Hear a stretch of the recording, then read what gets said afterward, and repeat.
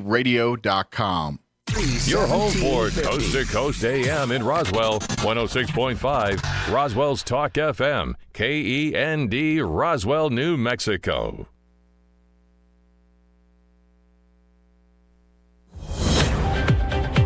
News this hour from townhall.com.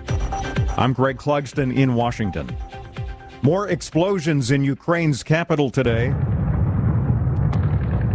A week after Russia launched deadly missile strikes, Kyiv today was hit by waves of explosive-laden suicide drones. The attack set buildings ablaze and sent people running for shelters. Ukrainian officials say Iranian-made drones were used in the attack. Georgia's Republican Senate candidate Herschel Walker is backing away from his initial support for an outright national ban on abortion. In a debate with Democratic opponent Senator Raphael Warnock, Walker did say he supports Georgia's fetal heartbeat ban on abortions after approximately 6 weeks. On abortion, I'm a Christian. I believe in life. And I tell people this, Georgia is a state that respects life, and I'll be a senator that protects life. Audio courtesy of News Nation. Walker continues to deny accusations by a former girlfriend of encouraging and paying for her 2009 abortion. The death toll from floods in Nigeria this year has increased to more than 600 as local authorities race to get relief items to hundreds of thousands being evacuated from their submerged homes. More than 1.3 million people have been displaced by the disaster. 3 weeks before the midterm elections, a new poll shows 71% of voters think the future of the country is at stake. That's according to a new poll from the AP Nork Center for Public Affairs Research. The findings suggest that voters are motivated to turn out despite deep pessimism about the state of U.S. politics. Residents in Raleigh, North Carolina hosted a vigil over the weekend to remember the 5 people killed by a 15-year-old boy in last week's shooting. More on these stories at townhall.com. My brother-in-law died suddenly, and now my sister and her kids have to sell their home. That's why I told my husband we could not put off getting life insurance any longer.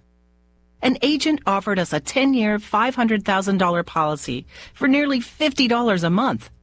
Then we called SelectQuote. SelectQuote found us identical coverage for only $19 a month, a savings of $369 a year. Whether you need a $500,000 policy or a $5 million policy, SelectQuote could save you more than 50% on term life insurance. For your free quote, call SelectQuote at 1-800-940-6161. That's 1-800-940-6161. Or go to SelectQuote.com. That's 1-800-940-6161. SelectQuote. We shop, you save. Full details on example policies at selectquote.com/commercials. The Gates Foundation wants to end polio worldwide. In an announcement Sunday at the World Health Summit in Berlin, the Bill and Melinda Gates Foundation pledged $1.2 billion to help implement the Global Polio Eradication Initiative strategy through 2026. The goal is to end the polio virus in Pakistan and Afghanistan, the last 2 endemic countries. The group is also working to make national health systems stronger so countries are better prepared for future health threats. I'm Shelley Adler. Small businesses are bracing for a more muted holiday shopping season. The global consulting firm Alex Partners forecasts that holiday sales will rise between 4 to 7%.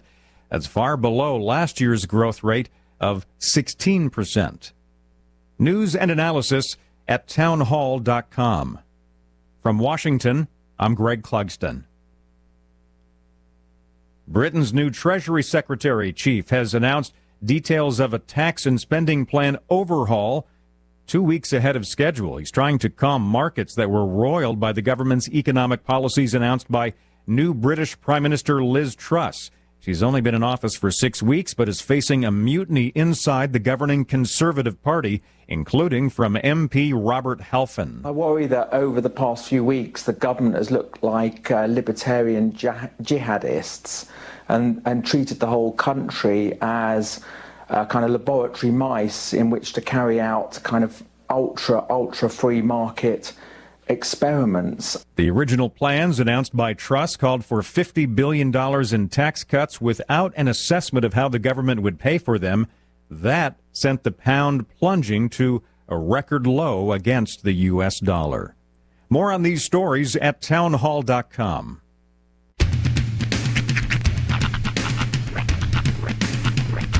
What in the wide, wide world of sports is going on here? I promise you, whatever scum did this, not one man in this force will rest for 1 minute until he's behind bars. Now let's grab a bite to eat. Yeah, come on. I feel the hot wind on my shoulder and the touch of a world that is older. I hit the switch and check the number. I leave it on and then I slumber.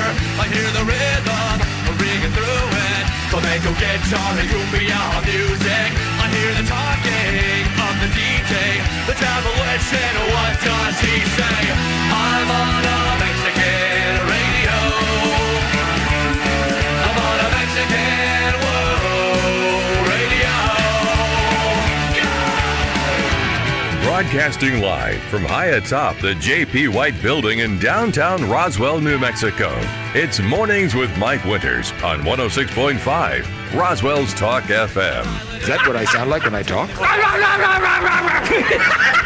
Now, here's your host, Mike Winters. And good morning, one and all. Welcome to a morning without Mike Winters. That's right, I ain't he. That wouldn't be me. No, Mike Winters, Mixmaster Mike, out for this Monday morning. Heading over to, I believe, El Paso, hopefully for one of the last times to get some final tests run for Ms. Kim. Get some things checked out, make sure that she's ship-shape and good to go. So he's going to be out and about for today. But you got Mr. Sean Smalls inside your radios filling in for Mixmaster Mike. Hopefully your Monday morning off to a fantastic start. And hopefully you had a great weekend. It was definitely a wet one. It's dark, too. It's been That's real weird. It's real dark, real dreary. Yesterday was just, I don't know, I wished we'd have had like just some middle ground, because it feels like we went from like 95 and I'm sweating to like 50 yesterday and I'm freezing. It's like, cold. I haven't lit the pilot on my heater in my house yet, so just because I haven't wanted to bother yet. So I was walking around like a 65-year-old yesterday with just a blanket over me and house shoes. Ain't nothing wrong with that. Yeah, it was cold, but happy Monday. Hopefully your wet Monday off to a fantastic start. Looks like pretty much more of the same thing for today. Because I was looking at I got an update like 5 o'clock in the morning just to give me the high and the low. And the high, I think, for today was 54 degrees according to my app, and it was 51 at the time. I'm like, wow. So we might warm up 3 degrees from where it is right now, where I don't want to get out from underneath my blanket. At least it's warm in here. I'm surprised. I think that like late last week they were just kind of scrambling around getting stuff taken care of in the basement to get the heater going. So I'm pretty sure that if we don't have like full blown heat in the building, it's warmish. If nothing else, we got a lot of body heat. We'll kick that up. So how was your weekend? It was really good. Yeah? Yeah, just taking it easy. Yeah, I was gonna say you had a busy Friday, obviously with football. Yeah. You were were you in Artesia or were you working the Roswell game? I was working here. Okay, so you were working the Roswell game. Yeah. That was I didn't catch much of the game because I was coming out of Art in the Park on Friday night, but I was flipping around on the radio, and now I got a bone to pick with Well, okay, we're getting one here in Roswell, and I really genuinely hope that ours does a little bit better of a job. I spent, and I'm not exaggerating, 35 minutes in the drive-thru of Popeyes in Artesia.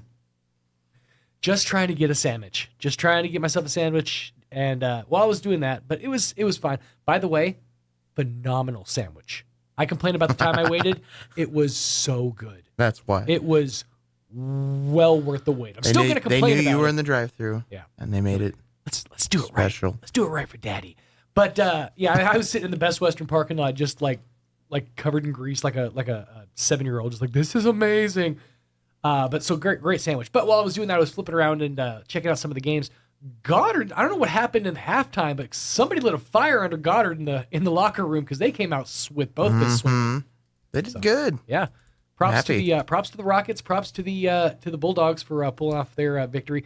I had a guy come up to me on Saturday at Art in the Park, and just walk up to the window and goes, it was a full blown orange, so I knew where this was going. But comes up to me and goes, "We're number one now." I'm like, "Are you?" He goes, "Well, we better be after we creamed the Coyotes last night." I'm like, "All right, buddy." Yeah. I'm like, "Look, I'm a Coyote. Okay, I graduated from Roswell High School, class 2002, so ride till I die." But make sure you watch the reruns on KSVPTV.com. That's right. Bulldogs did a great job. But yeah, if you missed any part of that game, you can always check it out in its entirety at KSVPTV.com. Also, over on our Facebook pages, those videos have been shared in their entirety. I know that because I had to scroll for like a good solid minute to get to last week's interviews. So I know all those games for this weekend are up in their entirety at KSVPTV.com and across all of our socials there for 106.5 Roswell's Talk FM. Yeah, other than the remotes and stuff this weekend, I just kind of tried to lay low. I had to come in yesterday, obviously, to do a few things for the radio station because I'm in two places at once today, kids. I'm on the country station, too. So through the magic of Memorex, I'm doing 2 morning shows. No, I see you just going zoom, zoom, back and zoom, forth. zoom. No, I have done that before. There was a time when we were doing a round robin thing. I worked at a station group that had 4 stations, and we had to do a break on our pop station, a break on our country station, a break on our greatest hits station, and a break on our rock station, and then start over and just do the whole thing again. So it was all of the jocks were doing 4 breaks an hour, just like you normally would for a set, but each break was a different jock. And so it was kind of this cool round robin thing we were doing for a minute, and it was real hard to keep track of because you're like, okay, wait, do I go to the country next, or do I go to the greatest hits next? Oh, you go to the rock, and then I go to. It got confusing there for a minute. It was a cool concept of what they were doing, just because you never know what you were going to get, but it also got really confusing for us. And I don't know if you know this, but people get into radio so we don't have to think a lot. That's like sort of the whole that, and we get to wear jeans. That's like the 2 perks of the business. But yeah, so it's much better now thanks to modern technology. We can make it happen. But yeah, other than working a little bit yesterday, just kind of laid low, stayed home. I'm rewatching Scrubs for like the 7th time now. Because I'm listening to the Fake Doctors Real Friends podcast, so I've been going back and watching it episode by episode. That's a mouthful. It is. It's Zach Braff and Donald Faison, the guys that play Turk and JD. They go back and episode by episode are rewatching the show and kind of breaking it down, and you're learning things, seeing stuff in the background, hearing like some great jokes and stuff.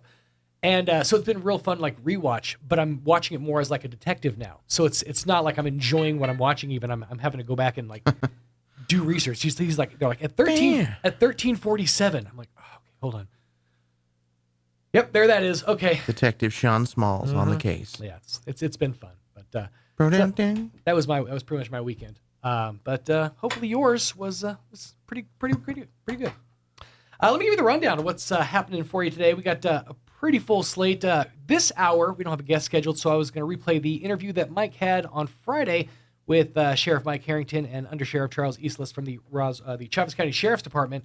They had a great conversation on Friday, so we'll replay that interview coming up here in just a few minutes. In the 8 o'clock hour at around 8:15 or so, we have folks from Tobosa Developmental scheduled to stop by, chit-chat about, as we get into the fall time, the holiday season, what's coming up for Tobosa, and all their partner groups, the umbrella agencies that they oversee, and how you can help out Tobosa and all their many endeavors. We'll get into that at the 8 o'clock hour. And then in the 9 o'clock hour, around 9:15 or so, we'll chit-chat with the folks from the Historical Society for Southeastern New Mexico. Obviously, a big event coming up, I believe, this weekend. It's the 23rd. The Historical Society is presenting, get the form here. You'd think I would be, after doing this for like 20 years, I'd be a lot more prepared. I'm not, though. I'm not. It's the Historical Society for Southeastern New Mexico, here it is presenting on Sunday, October 23rd, Spooky Southwest Tales of Strange History. That's right, spooky. We're getting weird with it. So we're going to be chit-chatting about the event coming up this Sunday. We'll also chit-chat about all the stuff the Historical Society has on tap for the fall time season. and how you can help them out as well. More on that coming up in the 9 o'clock hour. Plus, of course, all your hourly features, which include your Sean Hannity update, your town hall business news of Kim Commando this hour, and whatever else crosses our paths.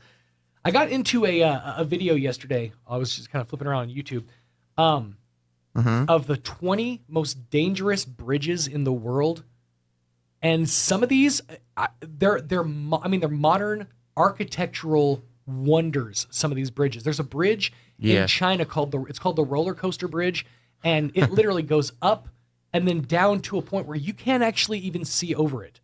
All I can think is somebody's going to hit this thing going like 70 miles an hour and fly off into the Jiangsu province.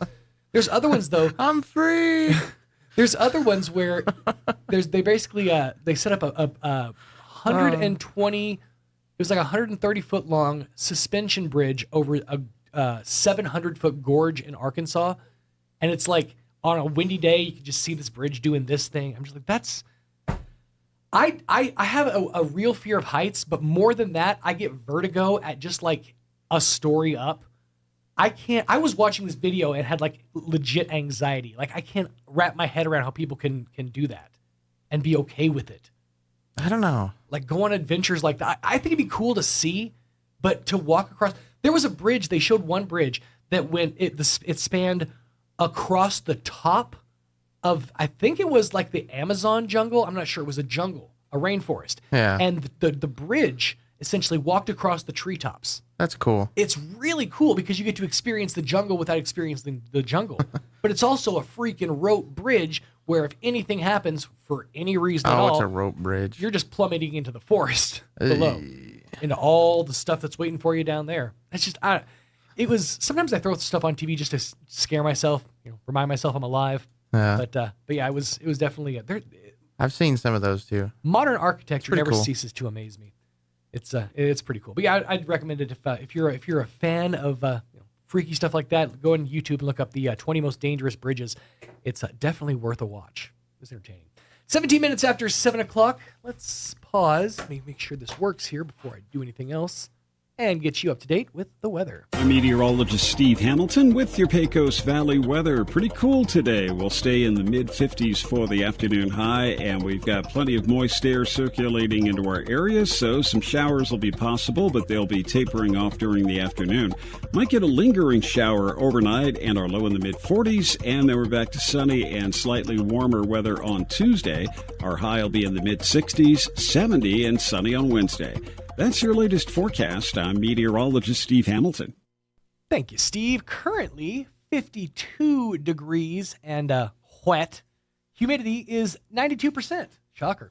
Winds out of the north at around 13 miles an hour. Barometer at 30.29 with a dew point of 49 degrees and a visibility of right around 10 miles. More of the same for today. We've got a sliding 90 to 60% chance of showers, mostly before 1 o'clock p.m. Patchy fog also before 1. They're saying a high of around 53 degrees for today. Winds 5 to 10 miles an hour. Again, chance of precipitation today is 90%. New precipitation amounts between 1/4 and 1/2 inch are possible today. Scattered showers continue into the evening. Mostly cloudy, dropping down to 48 for the overnight low. So another very cool evening. Only a 30% chance of rain tonight. Then patchy fog tomorrow. It sounds like we're getting semi back to normal for your Tuesday. Patchy fog between 7 and 10 a.m. Otherwise, mostly sunny and 63 for the high. Winds are going to be calm out of the south, 5 to 10 miles an hour. Mostly clear and 43 for the overnight low on Tuesday night. And then back up to 73 and calm winds with sunshine on Wednesday. Hopefully, things will start to dry out around the middle of the week. My daughter's scheduled to go to Graves Farm for the pumpkin patch on Wednesday. And hell hath no fury like a Rhiannon scorned. So I'm hoping that works itself out. Sunny skies, 74 for the high on Thursday. Dropping down to 46 for the overnight low on Thursday night. And then back up to sunshine and actually near 80s on Friday. Same thing for your weekend, 81 degrees for your Saturday. Back down to 79 for your Sunday under mostly sunny skies. Still, around this time of the year, 79, 80 degrees, sunshine. Sounds like picture perfect weather. 19 minutes after 7 o'clock, going to pause, pay a couple of these bills, get you up to date with your livestock report for this Monday, And after the break, we'll be playing the interview Mike had with Sheriff Mike Harrington and Under Sheriff Charles Eastless on A Morning Without Mike Winters. Stay tuned. I'm Mitch Krukowskis, Vice President of Strata Production Company, a local oil and gas business in Roswell. We must have representatives like Greg Nybert who know the economic drivers of this community and New Mexico. Greg has pushed back on efforts by liberal Democrats who are against oil and gas. With over 39 years' experience, Greg Nybert knows the jobs local oil and gas companies create, the opportunities we provide, and the prosperity we bring to our communities. Oil and gas accounts for over 40% of the state budget and has allowed our state to provide raises to educators and state police, and the rebate checks you received. Please vote for Greg Nybert for State Representative, District 59, to keep a strong conservative voice in our legislature.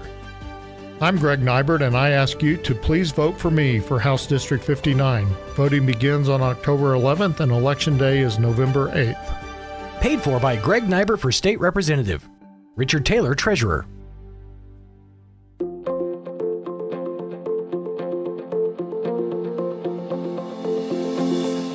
I read a quote once that said, "When you blame others, you give up your power to change." Hi, this is Pastor Troy and Julie Smotherman for The Joy of Marriage. We all want to play the victim at times. It even feels good to feel sorry for ourselves. But that puts a lid on our life. It stunts our growth, it damages our marriages, and if you have children, it can even hurt them. It can seem like a daunting task to take responsibility for our actions. But the Bible says in Philippians 4:13, we can do everything through Christ who gives us strength. If you've never experienced the love of God, then you don't know your true potential and don't realize how good God is. When you're feeling like a victim, turn to God. He'll give you the strength to move beyond yourself and help you have a victorious marriage. If you have any questions or would like further information about the Joy of Marriage Ministry, please go to jomconference.com. October is Breast Cancer Awareness Month, and early detection saves lives. Take care of yourself by staying up to date on your mammograms at Artesia General Hospital. Their 3D mammography brings you the most accurate technology with your comfort and convenience in mind. Appointments average just 15 minutes. If you're a woman over age 40, you don't need a doctor's referral to schedule a mammogram. Remember, early detection saves lives. Request your appointment today at artesiageneral.com/mammogram. Have you noticed the days are getting shorter? This is Jim Gill from Roswell Seed Company. I know it's kind of hard to tell, but we're on the downhill side of the year, so every day is a couple of minutes shorter than the one before, even though your plants need plenty of food and water to keep them healthy. Like those globe willows that are turning yellow. A good dose of the right fertilizer will make them bright green again. No matter what the problems you're having, we probably have a cure at Roswell Seed Company, but come see us soon, because winter's coming, you know. I'm Michelle Garcia Holmes, and I'm running for United States Congress. As a former policewoman, I put on my Kevlar vest, uniform, gun belt, grabbed my 12-gauge shotgun, jumped into my police car, and hit the city streets to keep you safe. I want to do the same for you in Washington. I'm asking for your vote on November 8th because our families deserve safe cities, a secure border, and lower gas prices. Donate today at GarciaHolmesForCongress.com. Paid for by Michelle Garcia Holmes for Congress. Here's a Mornings with Mike Winters fun fact. The Goodyear Rubber Company researched and concluded that shoes wear out faster on the right foot than on the left. To fix this, just walk backwards for half the day. Here's Mike Winters. Joining us in studio this morning, we got the A team in this morning. Under Sheriff Charles Eastless with us this morning. Sheriff, on his way. I think he's a little wrapped up at the moment, but he'll join us when he can. When you're the boss, there is no time limit. That's right. We march to your beat. That's right. But first off, thanks for spending some time with us. We do appreciate when you and the sheriff come in and visit. And I know both y'all's schedule is pretty intense, and there's unfortunately it's hard to cement anything in your schedule because your schedule's dictated by the public, really, and what goes on and what happens and things. And so even though you're like, oh, it's a day off today, but as soon as something major happens, and guess what? It's not a day off no more. Yeah. And so that happens to yourself and your sheriff's day quite often. So, right. So we do appreciate when you're able to spend some time and hang out with us. Absolutely. Is that thing on the blink again? Yeah, that's okay. Right. That's all right. It can get sometimes it gets in one ear and out the other. It took me back to the '80s there for a minute. You know? Oh yeah, well that particular set, that's that's one step away from a Walkman headphone. Hey, that's all that's missing is the old cassette tape. That's right, and it is a fashionable white too, right? By the way. yeah, that's always good. Pretty sure I got those free with something. I don't know. It was I know those are because the ones we had before broke, and I was like, well, I got these from somewhere, and we just put them there. And I've got these from the '80s. Yeah, stole them from Michael J. Fox's DeLorean. but I gotta say, it seems like y'all been pretty busy here with just between shootings and car accidents. It's just been a lot of just stuff that's been going on around town lately. And then you throw the fair right in the middle of the mix. Sure. And which from what I hear sounds like for the most part, everything went with the fair. Everyone behaved, no real major incidents or nothing. And we had one little incident at the front gate, and the lieutenant that was there, she's about 5 foot tall, and she jumped jumped right in the middle of them like a cat in water. And that was the only issue we had, and it was a great fair. Yeah, and so because usually you always hear one or two of some knucklehead doing something out there or something, but it was for the most part everyone was pretty even keeled this week. And it was unbelievable the amount of people that came out. There were a couple of nights where we just the parking lot filled up. Yeah. There was no more parking in any of the parking lots, the north one and the south one.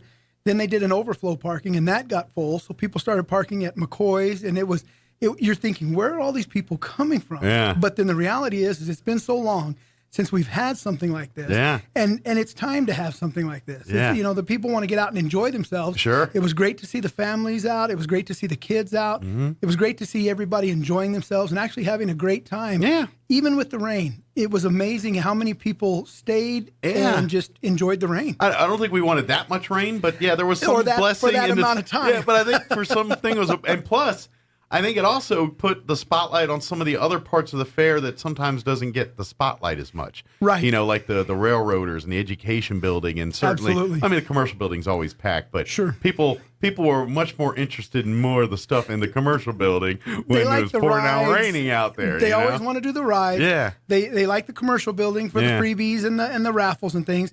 And one part that does get overlooked is the arts and crafts building. Mm-hmm. Until it rains. Yeah. And like you said, when it rained, everybody ran in there, and then it was great. It's like, man, look at all these cool stuff. The railroaders and the pumpkin. And that railroad's been there forever. I mean, I love that. My boss is now getting in the club. Oh, is he? Yeah, matter of fact, he spent a good chunk of the week working with the model railroaders in there, helping run the trains and all that. So he's that's an expensive hobby. It is. I didn't realize how much those little trains are worth. By the way, they because I think a lot of the guys that are in it are older retired guys and things. So if they're looking for fresh meat, younger meat to come and take over the railroading. So if there's folks out there that are into model railroading or would like to get into the hobby, reach out to them. I think they meet every weekend out there. That's their permanent home. It's really neat the way they build a little miniature city. Oh yeah. It's amazing how much and it's very they put into technically detailed. And I didn't realize that much till my boss was telling me a little about because I'm thinking like when you're a kid with the little trains and all, and it's way different than that now. Now they've got technology with the electronics the little light and comes stuff. On but even just running multiple trains on the same track and running it in a way so they don't run into each other. Right. And it's legit a little like you got to have a minor engineering degree to work some of this stuff. I wish I had some of those model trains that my parents told me don't tear up when I was a kid. Yeah. Because apparently now they're worth some money. Now they're valuable. It's not like all your G.I. Joe and Transformers and whatnot. Yeah. Everything we threw away and trash. Yeah. But it was glad to see that people got to see that stuff. It was a really good event, like I said, and on one night there were 8,000 plus people. Just on one night. And it was and every single night it filled up.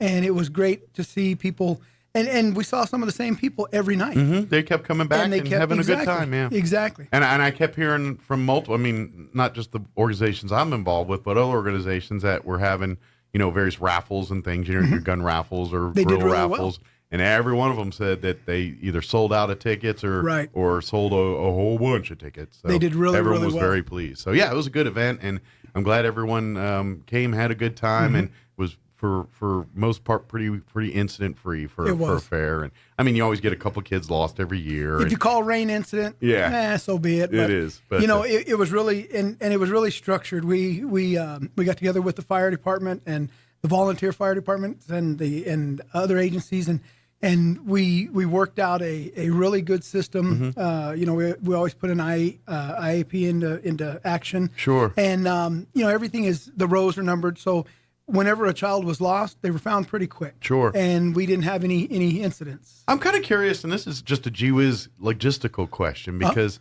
obviously, and we all know, the sheriff's department, the RPD, the state police, they all have a finite number of officers that are part of each department there. Correct. Obviously, when an event like the fair happens, that puts a strain on everybody, because the rest of the town does not stop doing things. Life goes on. Granted, a lot of people go to the fair, but there's a lot of people not at the fair, living their lives, doing their things in town. So you obviously can't just pull all your deputies and say, go to the fair, right? Because we got the rest of the county to worry about. Exactly. How is it really a coordinated effort? It is, because I imagine, county thing, okay, the county's going to pick up more responsibility at the fair, and then the city's like, okay, well, we'll put more officers in some of the areas where you guys patrol. I mean, is it really that kind of event or logistics going on prior to the fair? It is, and we met several times prior to the fair, and you have that overlap of coverage. Yeah. So you make sure that your shifts are still covered. And then you put your sign up on the board. You determine how many deputies or how many officers your agency is going to need to provide. Okay. And then that's basically an overtime gig for them. So it's actually a bit of rewards for some of the officers that looking for extra time and things. And if overtime's very scrutinized, which anytime there's a government operation, it is. Oh, absolutely. And so when you're like, okay, we got carte blanche overtime here, and a lot of officers like, great, I can earn some extra money here. Not only that, they can also enjoy the fair with their families. They can walk around, they can see their families at the fair, because on their days that they are working, they're probably not able to go to the fair. Gotcha. They're busy. So by volunteering on their days off, they not only get the overtime, but they get to enjoy the fair with their families as well. So we had all different agencies out there: state police, Roswell Police Department. I'm curious too, and this compromises security, please just shut me up here. But do all the officers, are they show up in uniform or anything, or some like designed to be plain clothes, just blending in with the crowd in case, is there both of that there? Okay, there is both. I kind of thought, but then I was thinking, well, maybe they don't want me to know this information. And some of us will walk around. Some of them would be on ATVs or SUVs. Sure. I'm sorry, UTVs. Yeah. There's all these different acronyms. Right. Vehicles that aren't cars. the neat little go-kart looking things. Yeah. And so, but some of us, like myself in particular, I found it a lot easier to move around. By just walking to where I needed to get, because you're honking the horn, people aren't getting out of the way. And, I mean, they look great, they look really cool, and and they come in handy. Absolutely. We assisted handicapped people and things like that getting to their vehicles, especially with the rain. But in an emergency, it's hard to move fast. With those things. It is. So we have, we had a little rotation, and so I had people rotating. Lieutenants were overseeing certain areas. And the same with the other agencies. You do a lot of walking around, and it's good. You get to see people that you haven't seen and visit with everybody. Well, and that's just it. To be honest, for most of those officers, most of their shift or time out at the fair is you're just an information guide. And that's and that's exactly what the officer wants to be. Because at the end of the day, if people are just asking where the bathroom is and where the food is, there's not issues like lost kids and someone's getting but he can tell you where both of them are. Yeah, and that's why. And so half the time it's just nice to have them out there walking, and you say, "Hey," and plus it's a great opportunity to talk sometimes, like just one-on-one, and like. So say you're interested in a career in law enforcement. Sure, you're a young man or woman that's in that transition in life where it's time to decide what you want to do. That's a good time to pick the brain of some of these deputies and say, "Hey, well, what is it that draw you to law enforcement?" They'll tell you all that stuff. Well, and we actually did. I did have that. Yeah. We had a booth at the front or a table at the front with our command post, and then we had a table in the commercial building. And I was approached by a New Mexico Military Institute cadet, and he said, I'm getting ready to graduate, and I've always wanted to go into law enforcement, and that's what my degree is in. And is there any way I can give you a call? Well, I gave him my card, and lo and behold, he called me day before yesterday. Set up some ride-alongs for him. I'm gonna meet him down at the office, show him around. give him a little bit of insight into the business. Sure. So it does. It allows people to ask you about your job, and it also it's community policing. Absolutely. It shows them that you're human as well, and you're not just the uniform, and we're not. We want to talk to people. Absolutely. We want to And be approachable. Effective police officers are police officers that, yes, are police officers, when in uniform and everything, but when they're members of the community too. So Absolutely. and I mean, just you live here as personally, well. you personally, I've seen on calls and things where you just you're talking to someone and it's like, look, we're here too, and you're talking to them like, all right, how do we solve the problem? Not who am I arresting today? And that's where the conversation gets. When they see you all the time and talk to you, and when you're in the Circle K or the Allsups or whatever, and getting your cup of coffee and like, hey Charles, how's it going? Right. And then when they see you out in the call here, then they Or all right. Walmart. And that's at the end of the day, because when the incident does happen, they're like, I know this dude. I'm not gonna give him the runaround, or you can call them by name. Yeah. You know them, and that calms people down a lot of times. People know that And- there's an element of trust when you've seen them more than once. Sure, and people don't realize that in communication, when you're communicating. Good morning, Sheriff. Hey, Sheriff. When you're communicating, 80% of communication is listening. Yeah. So if you listen to what they're actually saying, you'll find out what the problem is, what they're upset about. Yeah. And it's a lot easier to solve. Not everybody needs to go to jail. Yeah. There are those that do, but not every incident requires someone to go to jail. And I've watched. And by the way, Sheriff is joining us. Good Morning, Sheriff. How you He's the doing boss, today? so he gets to sleep in. That's right. That's right. Good to be in charge. But but and I've said this a bunch. The Live PD and the On Patrol, these types of shows, and which by the way, they're in Bernalillo County now. If you ever watch some of those, We actually saw him up there when we were up there. Oh, did you? And we were driving by, and all of a sudden, this guy jumps out, and he's got a camera down, and he's videotaping, and this officer is talking to another individual, and we do a double take, and I called one of the other lieutenants and said, hey, did you see that? He goes, yeah, it's Live PD. I said, wow, they're getting a little bit closer. Yeah, they've been all over. But what I like about that is it shows a lot of exactly what you're talking about. You get a lot of times where you just come across someone who's just mad at the world. Yeah, whatever it is, mad at girlfriends, mad at they lost a job, mad at life. Yeah, and so a lot of times the officer just sits there and lets the person spew, vent, and everything else. And once that happens, everything kind of calms down, and it's like, all right, you realize you're a knucklehead, right? What are you doing here? Yeah, and they either calm down, or they calm down enough and go to jail because they've done something else wrong. But but at the end of the day, it went from a heated conversation to that's it. Instead of going from a heated conversation to now we got a bunch of people laying on the ground rolling around trying to and you always have that deflection. Deflection is one of the things we use.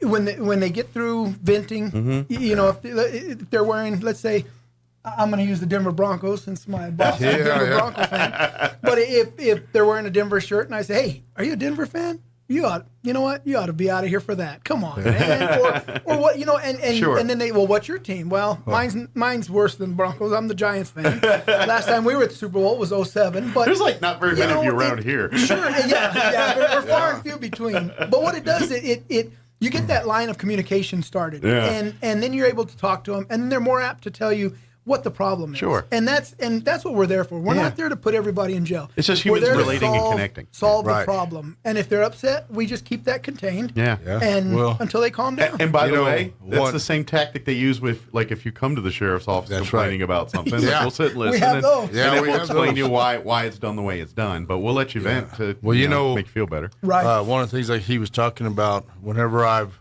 gone into houses, and you'll see people have their stuff everywhere, so you can look around and see what they relate to. So I always do that, with the Dallas Cowboys. I always say, hey, look, we already know you don't make good decisions, right? So we go back and forth.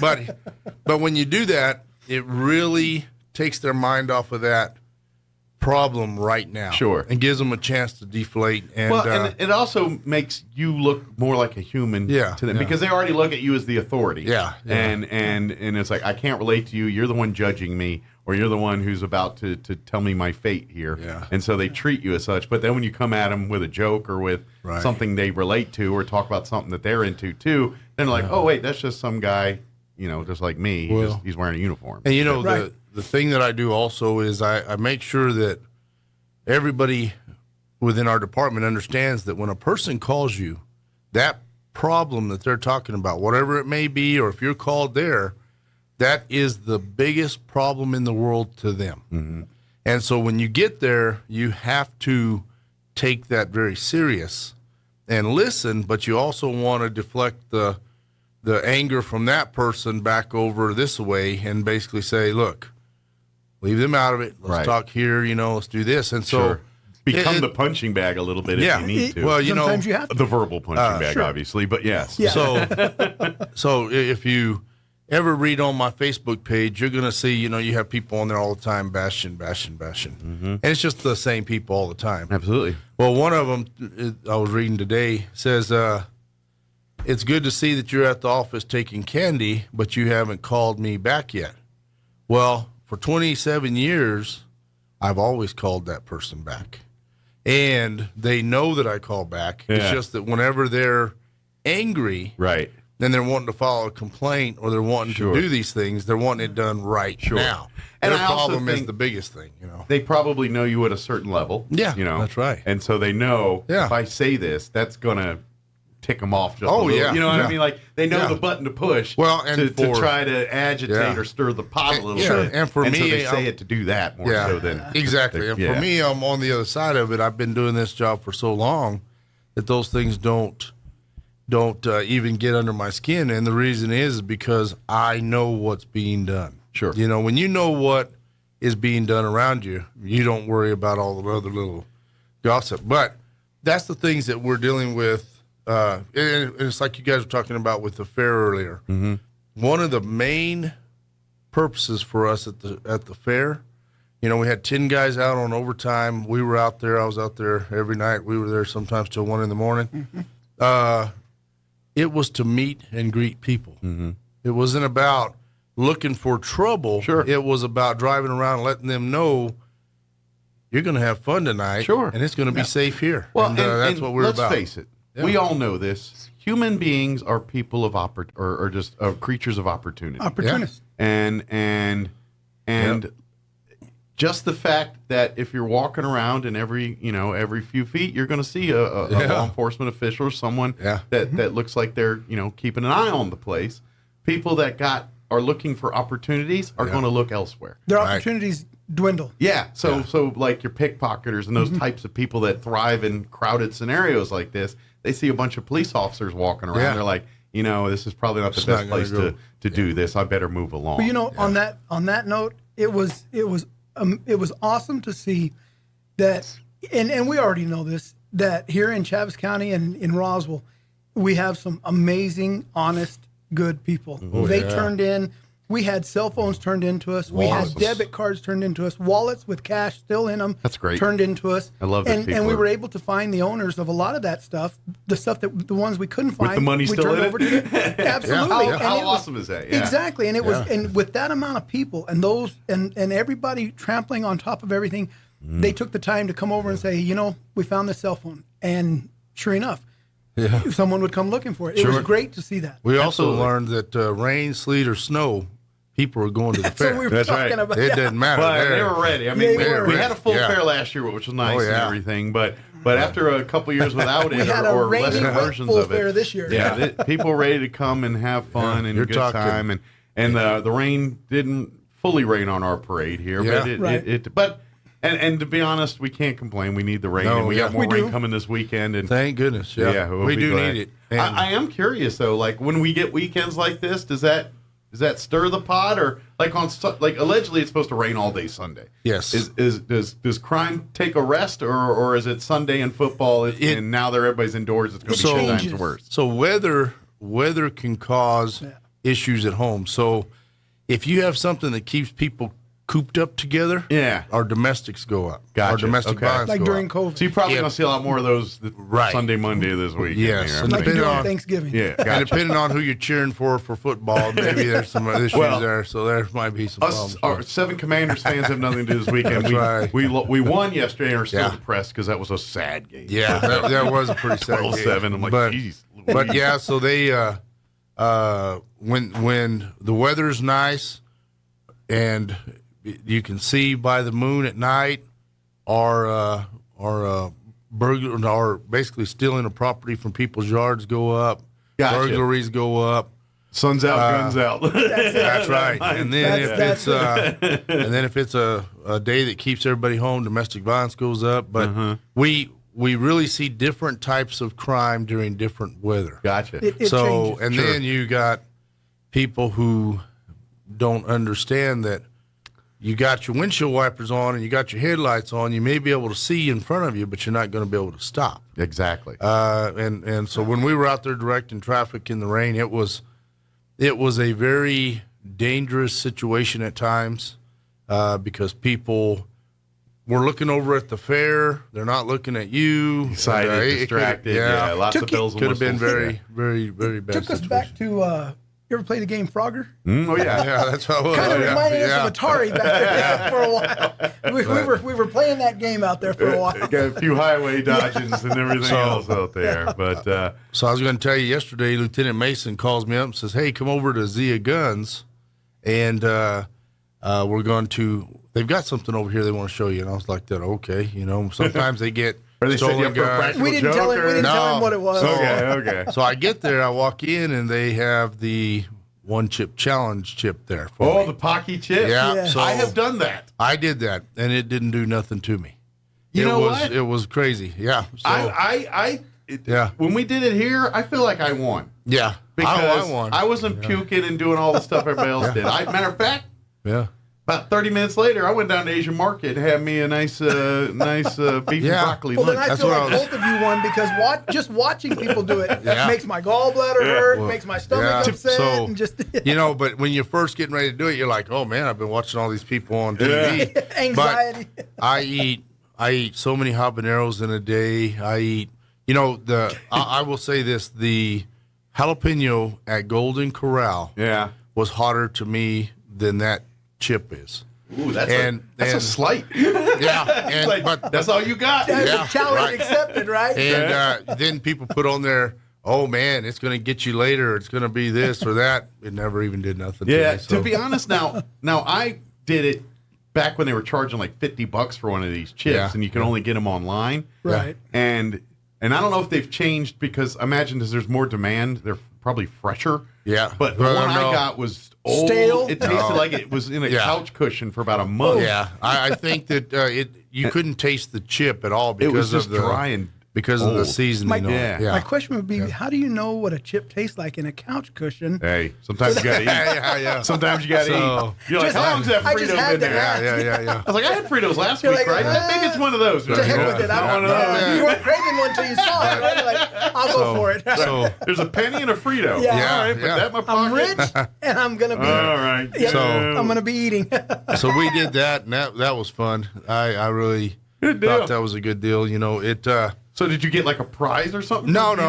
It just, but it was just like a Game of Thrones thing. Congratulations, It was you just got some like- indigestion. Yeah, it's like that. He's Okay. like, all right, well, your throne's been challenged. He's like, All I did was take off this shirt just in case the snot started running. You didn't want to have. maybe that's how we get our sheriff. Yeah, if you that's can right. beat the sheriff in the chip challenge, That's you're now the right. sheriff. Yeah, that's Let me right. tell you, then he's going to be the sheriff for a while. because- Yeah, that It's was like pretty Game of good. Thrones. yeah. We'll just, Right. Yeah, so we had fun with that, I and don't then do like I the said, chip challenge. we do so much stuff, and like he was talking about earlier, the candy donations and things that are coming in.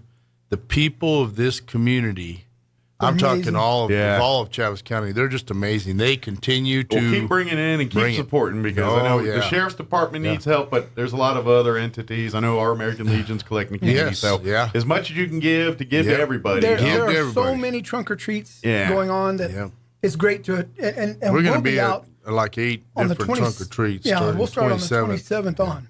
Good deal. Yeah, so we'll be out there, but out and about. It's a good thing. Plus, we're doing the having Pecos Elementary. All the students from there The come to kids. the sheriff's office and to the whole county complex. And Okay. we have ours set up like a haunted house. I know this might be a city thing or something, but with Halloween being on Monday, Is everyone is there? You know how sometimes someone's like, well, we're all going to trick or treat on Saturday now. So has there been any of that talk or anything? No. Or So there's trunk or treats all the way from Thursday to Monday. So you can officially trick or treat on Monday. And there's going to be huge They're not going to events give. on They're not Monday. going to give up a day, man. Gotcha. They're going to say, Well, I've seen this not so much in Roswell, but in other communities. In Artesia, when on Friday night, if it was there, you didn't have Halloween. If the Artesia game moves was going. Halloween. Yeah. They're Yes. like, oh, if the 31st fell on a Friday, you're like, no, that's not Halloween. That's football this night. This is a football Friday. That's It's right. Artesia. Yeah. Wear your orange. Yeah. And, Everyone better be it's dressed as a bulldog orange, fan. not pumpkin orange. That's not Tomorrow night. We'll do this. We'll worry Yeah. about Halloween, but That's and exactly if right. you go knocking doors, they're like, Halloween's tomorrow, dude. They don't even answer. They're not even there. They're not Yeah, even 'cause there. they're at They're the at the game.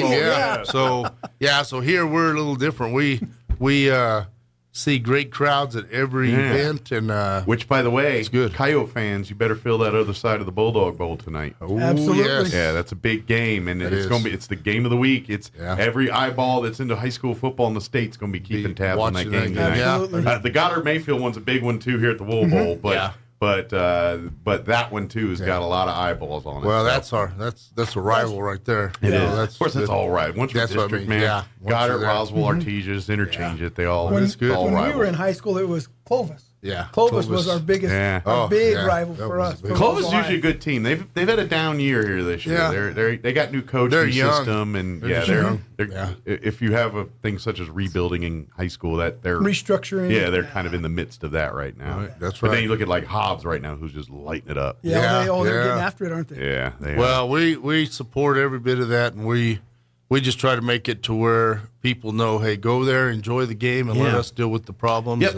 And when you see the officers out there, whether it's sheriffs or Come up and RPD say or hi. who we love it when come people visit, come talk. Come, Absolutely. So And it's if a you need good help, thing. you need assistance, that's what they're there for. And even if it's just where's the bathroom, they can help you with that. Well, you too. talk about out there at the fair, I was on that side by side, and you're going about a mile an hour maybe, but you were doing.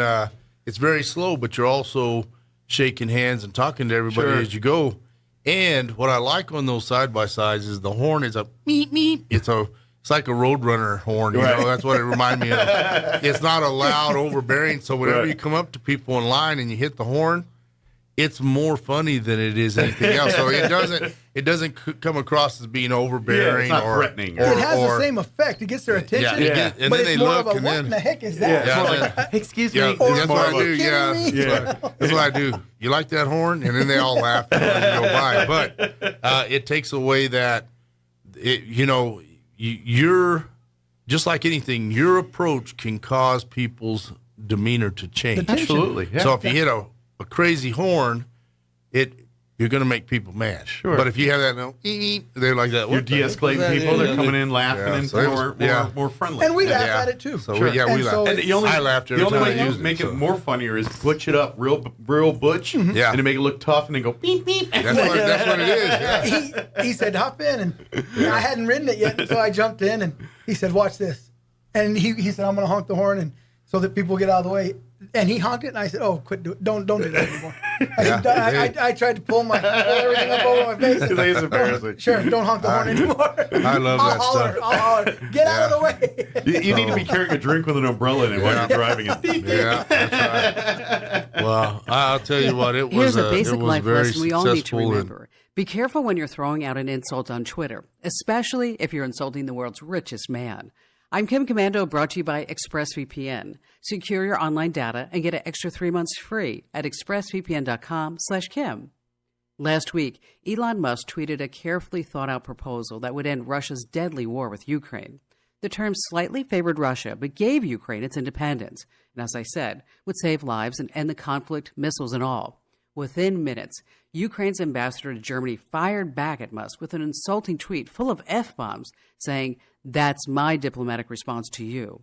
2 days later, Musk quietly notified the Pentagon. While he doesn't want any money back, his company, SpaceX, can no longer provide Ukraine with free Starlink internet service. The cutoff would cripple Ukraine, and the Ukrainian ambassador is unavailable for comment. Try my new daily podcast for the latest tech news called Kim Commando Today. These days, every new potential hire can feel like a high-stakes wager for your small business. You want to be 100% certain that you have access to the best qualified candidates available. That's why you have to check out LinkedIn Jobs. LinkedIn Jobs helps find the right people for your team faster and for free. Add your job in the purple hashtag hiring frame to your LinkedIn profile to spread the word that you're hiring. Simple tools like screening questions make it easy to focus on candidates with just the right skills and experience so you can quickly prioritize who you'd like to interview and hire. It's why small businesses rate LinkedIn Jobs #1 in delivering quality hires versus leading competitors. LinkedIn Jobs helps you find the candidates worth interviewing. Did you know every week, nearly 40 million job seekers visit LinkedIn? Post your job for free at linkedin.com/Kim. That's linkedin.com/Kim to post your job for free. Terms and conditions apply. The address again, linkedin.com/Kim. LinkedIn.com/Kim. I'm meteorologist Steve Hamilton with your Pecos Valley weather. Pretty cool today. We'll stay in the mid-50s for the afternoon high, and we've got plenty of moist air circulating into our area, so some showers will be possible, but they'll be tapering off during the afternoon. Might get a lingering shower overnight and our low in the mid-40s, and then we're back to sunny and slightly warmer weather on Tuesday. Our high will be in the mid-60s, 70, and sunny on Wednesday. That's your latest forecast. I'm meteorologist Steve Hamilton. There's at least one thing most New Mexicans agree on. Our schools have a long way to go. That's why Governor Michelle Lujan Grisham is breathing new life into public education with initiatives that support our children from their first baby steps to promising career paths.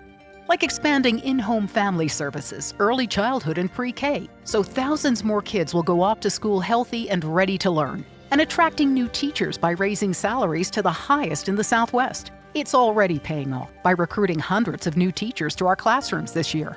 And she is cutting teacher paperwork and administrative burdens by 41%, so they have more time to teach our children. Thanks to the governor's new Opportunity Scholarships, any New Mexican can now attend a state college for free to earn a certificate or degree in a wide range of high-demand fields. After 2 tough years, we're finally making progress in education. We can't afford to go back to the failed policies of the past. Paid for by New Mexicans for Michelle. Approved by Michelle Lujan Grisham. This is the owner of Trustmark Roofing, and nothing makes us happier than telling our customers no. As in, no pricing games. We give you a guaranteed price, and then we stand by it. No surprises, no gotchas. No obscurity. We don't just tell you what's wrong with your roof. We record our inspections and show you. No lemons. We install premium roofing materials from top brands like Owens Corning. No shortcuts. We're in the 2% of roofers with the Owens Corning Preferred Contractor Certificate for our local area. This means we offer precision installation and the longest warranties. Want a beautiful new roof that's built to last? Choose Trustmark Roofing, the roofer that loves to tell our customers no. For an estimate, call us at 575-755-ROOF or find us online at trustmarkroofpros.com. Trustmark Roofing, we put people first. If your family's like mine, they're ready for some fun. Hi, this is Melanie from Glenn's Furniture. A trip to Glenn's is like a trip to Disneyland. A new buttery soft power reclining sofa and love seat turns your living room into familyland. Cozy new bedroom furniture turns the bedrooms into dreamland. A handsome new dining table transforms your old food court into a 4-star restaurant. And it's all in stock, on sale, and ready for free delivery. So treat your family with a trip to Glenn's Furniture at the corner of Union and Alameda.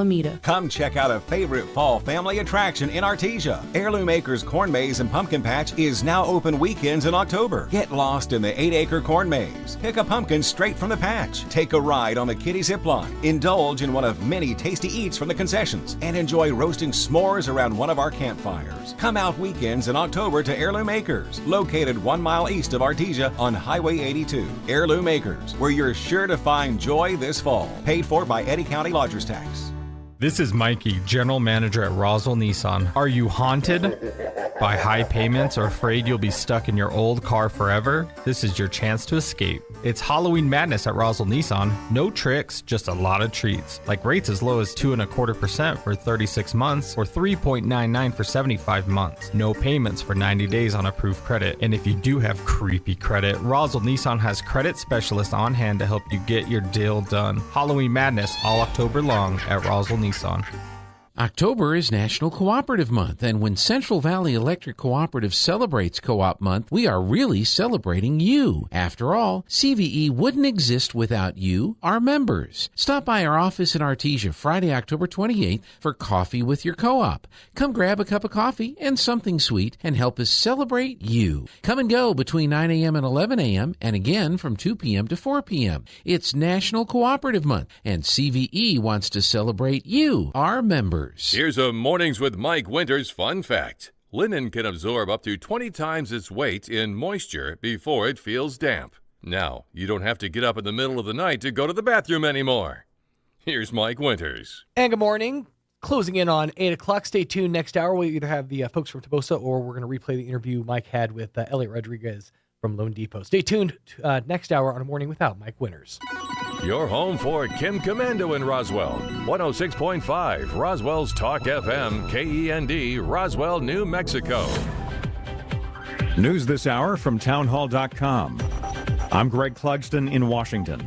With 3 weeks until the midterm elections, a new poll suggests voters are motivated to turn out for those elections. The latest AP NORC Center for Public Affairs research poll finds 8 in 10 registered voters say casting their ballot this midterm is important. More voters say they trust the Republican Party to handle the economy, crime, and immigration, while the Democratic Party is seen as better at handling abortion policy, health care, and voting laws. Correspondent Jennifer King says the findings show that 7 in 10 voters think that the future of the country is at stake. The poll also reveals that voters are fed up with the current state of politics. Rescue workers in Kyiv trying to extract people known to be under the debris after the Ukrainian capital was hit by lethal drone strikes. Firefighters use cutting equipment to clear debris and water hoses to put out a smouldering building. Waves of explosive-laden suicide drones had struck Ukraine's capital late Sunday night, the blasts echoing across the city, setting buildings ablaze and sending people rushing to shelters. Exactly how many drones nosedived into the capital isn't immediately clear. Drones used in the attack appear to include Iranian-made Shaheds, while previous Russian airstrikes on Kiev were mostly with missiles. I'm Charles de Ledesma. The rapper formerly known as Kanye West offering to buy the conservative-friendly social network Parler. The move comes after he was locked out of Twitter and Instagram a week ago over anti-Semitic posts that the social network said violated their policies. The new British Treasury chief has reversed most of an economic package announced by the government just weeks ago. He said that he was scrapping almost all those tax cuts because of the crisis they prompted. More at townhall.com.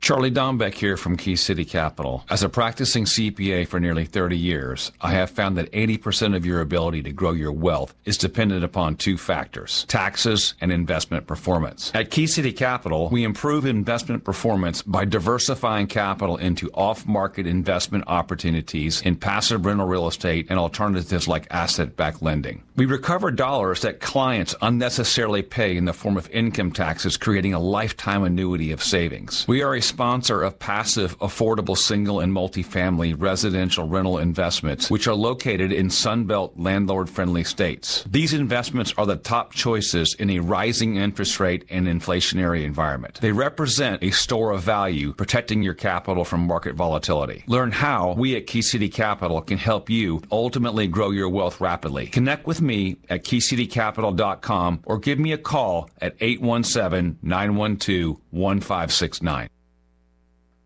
Early in-person voting is now underway in the state of Georgia, effective today.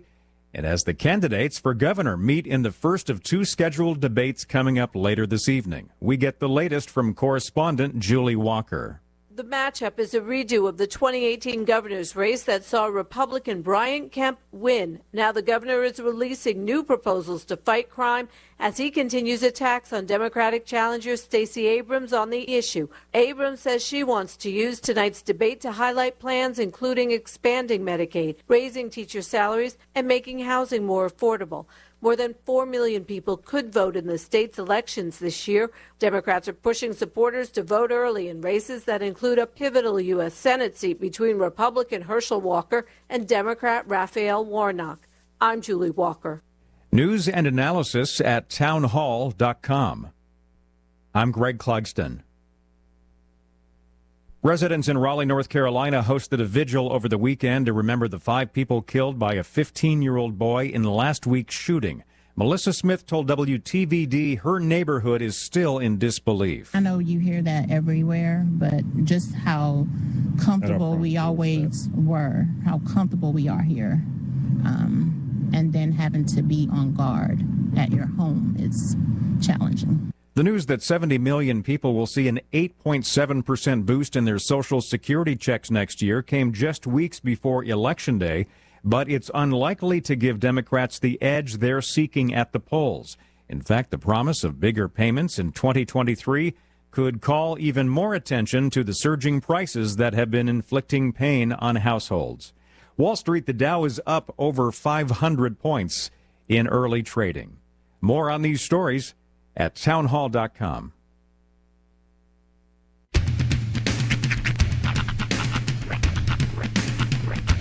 What in the wide, wide world of sports is going on here?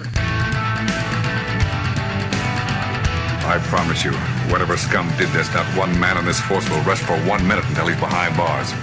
Now let's grab a bite to eat. Yeah, come on. I feel the hot wind on my shoulder and the touch of a world that is older. I hit the switch and check the number. I leave it on and then I slumber. I hear the rhythm ringing through it. Flamenco guitar and cumbia music. I hear the talking of the DJ. The travel listen, what does he say? I'm on a Mexican radio. I'm on a Mexican world radio. Broadcasting live from high atop the J.P. White Building in downtown Roswell, New Mexico. It's Mornings with Mike Winters on 106.5 Roswell's Talk FM. Is that what I sound like when I talk? Now, here's your host, Mike Winters. And good morning. It is 6 minutes after 8 o'clock, and I chuckle because, yes, I did, in fact, check the time. Welcome to hour number 2. The Deuce. Of a Morning Without Mike Winters on 106.5 Roswell's Talk FM.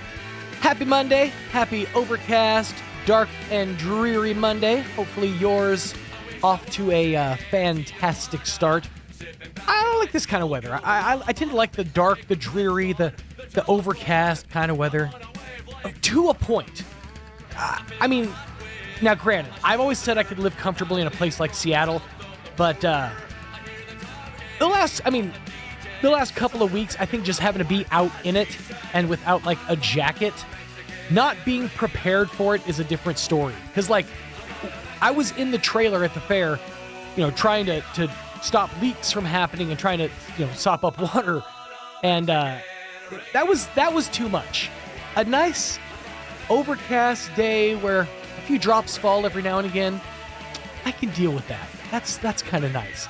And you better get ready for it because it's going to be like this pretty much all of the day.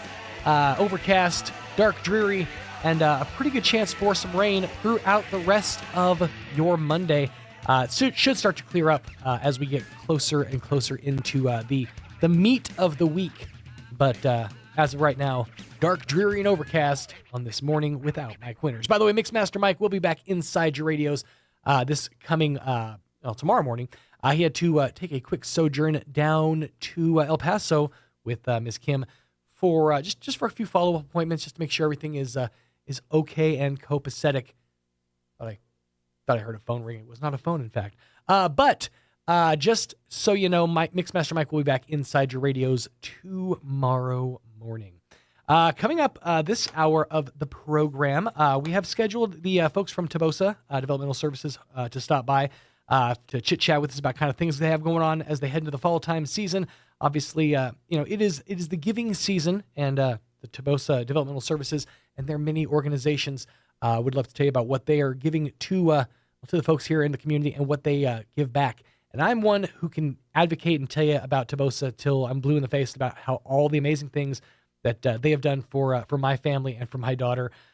They really do make a difference, and it's definitely an awesome organization. So hopefully we'll be sitting down, chit-chatting with them coming up here in just a few minutes. Plus your other hourly features, which include your town hall business update, all the other fun stuff that we have coming your way on this Monday morning. I did watch something kind of interesting last night. I found it's a documentary from 2020. I'd started it like a week ago. I hadn't had a chance to finish it, and it's fascinating. Sort of as like an encapsulated moment in time. It's the documentary I watched is called The Last Blockbuster. I think is the name of the title. It's on Netflix.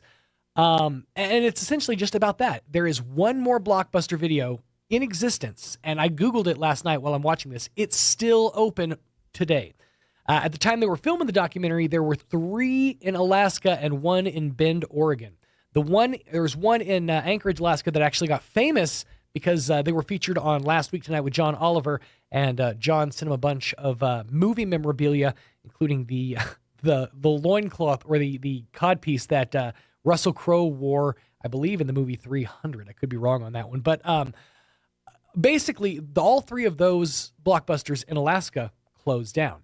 And throughout the documentary, it talks about how, the advent of the streaming services have sort of made the video store obsolete. But it talks more about how it wasn't Netflix that killed Blockbuster. In fact, it was actually the 2008 market crash and the bubble bursting that actually killed Blockbuster. Up until that point, Blockbuster and Netflix were actually on a similar trajectory, but it was that 2008 crash that wreaked havoc on Blockbuster Video and basically everything that they were making happen. But it's really a fascinating documentary, and if you're curious, that Blockbuster is still open. People make their own, sojourns or their own journeys up to Bend, Oregon, just to get pictures in front of and get their Blockbuster card and be a part of the last Blockbuster on planet Earth. It still exists, and it's in Bend, Oregon. You can bet your bottom dollar I am going to be making my way up to the Bend, Oregon area in the very near future just to check it out for myself. Really looking forward to that one. 11 minutes after 8 o'clock. I heard we got a phone call. I'm curious if that is our guest or not. In the meantime, until I get a heads up yay or nay from Tanner, I did want to pass along a message to you that time is running out on chili season. Yay or nay? Thumbs up, thumbs down. Tanner? Yeah, okay. Time is running out on chili season. So with just a few weeks left, you got to get to Graves Farm and Garden because you can get healthy green chili from mild to extra hot by the bushel or the half bushel roasted on site. But that's not all. They've also got 1, 2, and 3 foot ristras, dried red chili, and of course, onions, squash, zucchini, cantaloupes, honeydew melons, cucumbers, and even locally grown apples for cooking and eating. Plus firewood, alfalfa, and a whole lot more. It's Graves Farm and Garden, just 7.5 miles south of Roswell on the old Dexter Highway. Follow the signs to Graves Farm and Garden, where locally owned means locally grown. 12 minutes after 8 o'clock, let's get you up to date with the weather. Does this to me every time. Let's get you up to date with the weather. I'm meteorologist Steve Hamilton with your Pecos Valley weather. Pretty cool today. We'll stay in the mid-50s for the afternoon high, and we've got plenty of moist air circulating into our area, so some showers will be possible, but they'll be tapering off during the afternoon. Might get a lingering shower overnight and our low in the mid-40s, and then we're back to sunny and slightly warmer weather on Tuesday. Our high will be in the mid-60s, 70, and sunny on Wednesday. That's your latest forecast. I'm meteorologist Steve Hamilton. Thank you, Steve. Currently 53 degrees round Roswell way. I had to blow the weather up just a little bit because it's always super small print. I don't know how Mike does it. He's older than me. His eyes are worse than me, and yet he always has it so small. 53 degrees currently. Humidity at 89%. Winds out of the north at around 8 miles an hour. The clouds and the rain will continue through the rest of today into tonight. We're looking at a rolling 90 to 40% chance of rain, patchy fog before noon, a high of around 53 degrees, winds out of the northeast 5 to 10 miles an hour. For tonight, isolated showers and thunderstorms before 3 a.m., mostly cloudy, getting down to 48 degrees, a 20% chance of overnight showers, patchy fog before 9 a.m. tomorrow. Otherwise, no chance of big rain in the forecast, but a high of around 63 degrees, winds calm, becoming south at around 5 miles an hour, sometime in the afternoon. For your Tuesday night, mostly clear, dropping down to 43, back up to 73 on Wednesday with sunny skies. Winds calm out of the southwest, 5 to 10 miles an hour. Mostly clear, dropping down to 44 for your Wednesday night. And then for your Thursday, sunny skies, 74 degrees for the high. Creeping back up to a real nice weekend. Friday, sunny skies and 81 for the high. And for Saturday, mostly sunny, 81 for the high as well. Back up to about 79 degrees with mostly sunny skies for your Sunday. 14 minutes after 8 o'clock, going to pause, pay a couple of these bills, and after these, we'll be sitting down chatting with the folks from Tobosa Developmental Services on a morning without Mike Winters. Stay tuned. It takes a long time to develop trust. At LaGrone Funeral Chapel, they've been earning your trust for decades. They understand how important it is to friends and family to celebrate a life in the way you choose. The professionals at LaGrone will ease your stress and anxieties. They'll provide the guidance you need to select a service that's appropriate. And that's what they've been doing for generations, earning your trust and doing the right thing. LaGrone Funeral Chapel and Crematory, 900 South Main in Roswell. Online at LaGroneFuneralChapels.com. This is John. Hey, my name is John Jackson. He's not some actor. He's a steward of the land with a John Deere 3 Series tractor. John runs with us. Nothing runs like a Deere. Get a 3 Series tractor with 0% APR for 72 months at your John Deere dealer today. For additional cost information, please call toll-free 855-633-2316. Stop by Pecos Valley Equipment in Artesia or Roswell, or visit us online at pecosvalleyequipment.com. Now through October 31st, all new customers who sign up for Plateau True Fiber Internet will receive their first 3 months of internet for free. With Plateau True Fiber, you have no data caps, no hidden fees, and symmetrical upload and download internet speed. And right now, when new customers use offer code RSWTRA and visit in-store or call 877-752-8328, you will get your first 3 months of Plateau True Fiber Internet for free. That's up to $240 in savings. Plateau True Fiber. Tried, true, trusted. Offer is redeemable only for new Roswell customers in Plateau Fiber eligible zones. Must sign up for 1 year fiber October is agreement. National Cooperative Month, and when Central Valley Electric Cooperative celebrates Co-op Month, we are really celebrating you. After all, CVE wouldn't exist without you, our members. Stop by our office in Artesia Friday, October 28th for Coffee with Your Co-op. Come grab a cup of coffee and something sweet and help us celebrate you. Come and go between 9 a.m. and 11 a.m. and again from 2 p.m. to 4 p.m. It's National Cooperative Month, and CVE wants to celebrate you, our members. Hi, I'm Dr. Keon at Carabelli Dental. Same-day smiles are what we do. My passion is helping patients chew, talk, and live with confidence. That's why I'm one of the few doctors in the U.S. who can create beautiful same-day smiles with the latest digital implant technology. This procedure is life-changing. Just ask Sean. Hi, I'm Sean. I've been that voice that you've heard on the radio for most of my life, but I'm also a dad to 2 amazing kids. I've had a million reasons to smile, but in all my old pictures, I was never smiling. Truth is that life of improper care and being dealt a bad hand genetically left me practically with no teeth. It affected everything from the way I ate, the way I talked, and of course how I interacted with people. And that's where Dr. Keon and Carabelli stepped in. They eased my fears. They explained every step of the process in a way that I could understand, and they made me feel almost like I was part of the team. And now, I can't stop smiling. I have so much more confidence, and I love looking in the mirror now. I can't explain how much of a difference Dr. Keon's dental implant process made for me. Our team can help you find your smile too. Come see us at Carabelli Dental, 575-622-4455. Here's a Mornings with Mike Winters fun fact. 1 in 3 snake bite victims is drunk. 1 in 5 is tattooed. Hold my beer and check this out. Here's Mike Winters. Hey, good morning. 18 minutes after 8 o'clock. And joining us in studio this morning, Miss Nicole Dean and Miss Ana Castillo from Los Positos and Tobosa Developmental Services. How are y'all doing this morning? Doing great. Perfect. Thank Good you. to hear it. Good to hear it. So, obviously, Tobosa, you guys, I mean, all of the member agencies of Tobosa, there's Los Positos, there's the Little Steps organization. They're out there with one mission in mind, and that's to help families, to help kids, and really just to help kids get a step up, in the right direction. That's really what it's all about. And Los Positos, they do phenomenal work. I've talked endlessly about Los Positos and what a difference it made in my daughter's life and with home visits. We'll chat about that coming up here in a second. But you guys have an awesome event coming up here in the very near future. Let's talk about the 4th annual Stepping Out for Children. Okay. So it is our 4th annual. We are bringing it back to the courthouse, which is super exciting. We're going to be there from 10 to 2, so 10 a.m. Come, we're providing food, games, different booths. We will be having a raffle. Okay. And we will also be having some entertainment come out. The sheriff's coming out. It'll be great. Awesome. And it's really cool to see it return to the Chaves County Courthouse lawn, because I know in years past there's kind of been some issues with having it on the campus, not sure where we're going to have it. And so now that it's coming back to the courthouse lawn, that central location, that's awesome. So it's this Saturday. It starts at 10 a.m. And again, it's open to the public. Families are invited. And it's really just a chance to kind of come together as a community and have a good time and kind of forget about the problems of the world for a minute, but also to learn more about Los Positos and about what it is that you guys do.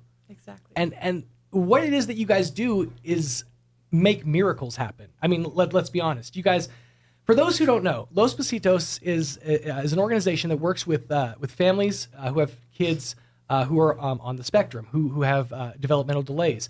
And they provide home visits once a week, and in some cases twice a week. They come out to your home and really work one-on-one with your child. And it comes off as playing some games, learning some rote counting, doing fun activities. But in those activities, you see a different side of your child come out. I'm not trying to blab on. I know this is you guys' time, but. When my daughter went through her home visits, I made it a point to be there every single session because I wanted to learn just like she was. I was new to all this. I was a brand new parent, and to have a kid on the spectrum, I didn't know how to handle it, and to watch how they interacted with her, how she warmed up to them and responded to a certain way that they would talk to her. It was just as much of an education for me as it was for her, and it really made just a massive, massive difference. I to this day believe that my daughter is where she is and is past where she would be because of Los Positos. I mean, it's absolutely amazing, the work that you guys do. I can't say it enough. So I encourage folks to come out and learn a little more about the organization. But let's chat with Miss Anna for just a second, because you're relatively new to the organization, correct? Yes. How long have you been with Los Positos? Well, I was there for about a year in 2017, but I'm back now. I think it's been about maybe a few months now. Yeah. Okay. But nothing new, same old good stuff. So talk about the process. How does the process start with getting involved with Los Positos? So within our services, so I am the home visiting department. Mm-hmm. So what it is, it's awfully, I know they said that it's pretty new as well. But myself, I'm receiving the services. So it's perfect example, like you just said, you as being first-time parent and having to take in everything, we support that end. So it's home visiting, we support from prenatal, and we follow the babies up until they're 5 years old. Mm-hmm. So it's really, because I know EI is more for the kids and, their screenings, their therapy.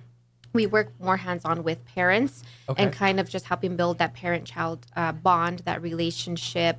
There's moms that, are doing it alone. So we kind of go in, make sure they're okay, getting them connected to resources that they need. Mm-hmm. And as well, like you said, perfect example, you're wanting to learn a little bit more, and then how you're taking it on as parent.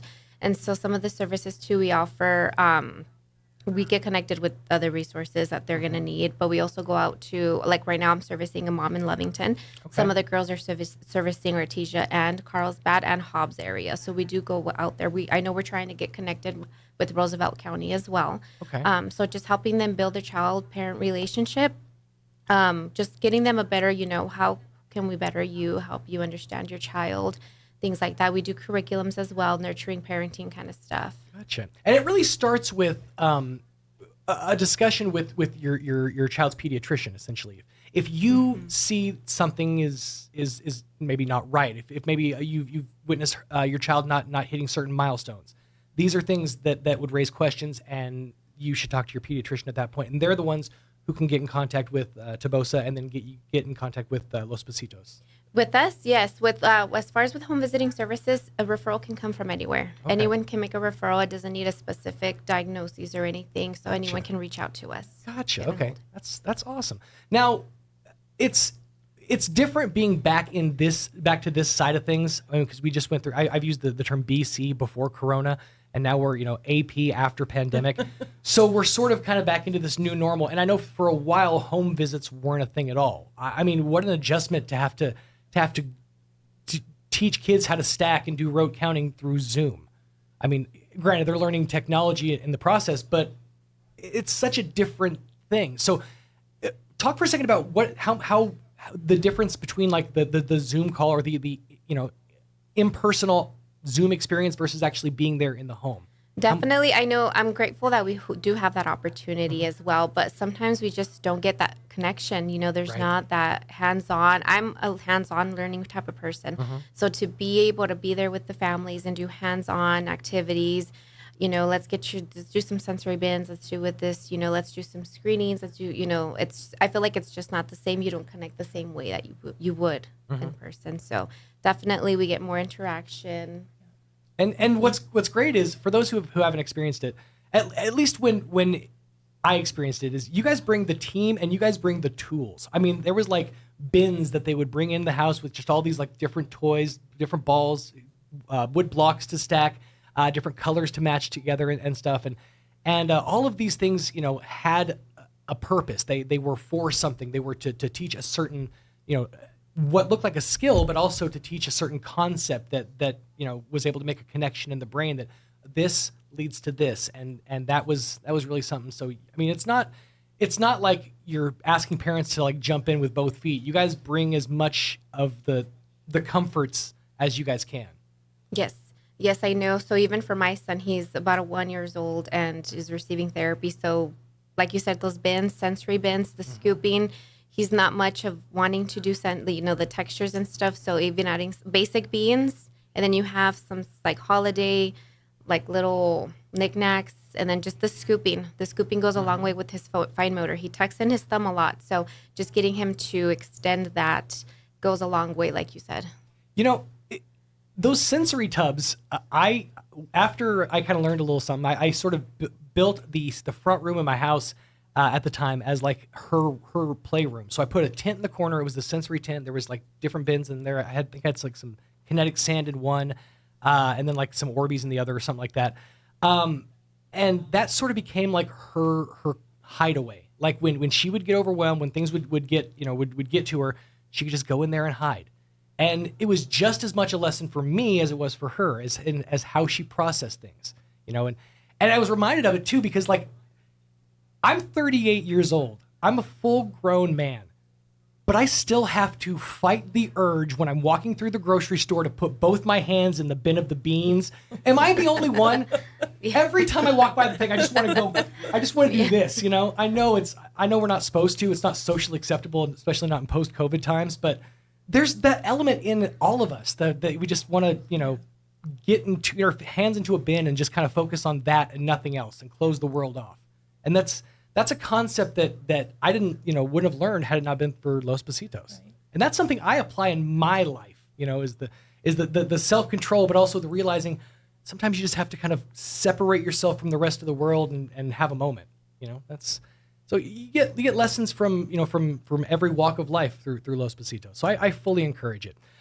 So for folks who haven't ever, been a part of early intervention or any knowledge of it, this event is going to be a great chance for you to come out and learn more about what Los Pasitos is all about and see that it's not just the perception has changed over the past decade, just even over the past decade of what, the spectrum is, of what a developmental delay is, of what, when I was coming up, it was you were in regular education or you were in SPED, and now there's such a broad spectrum difference of understanding of how we can help these kids and how we can actually impact them. It's an awesome thing, and you guys do amazing work. So I want to encourage folks to come out to this event. It starts at 10 o'clock this Saturday.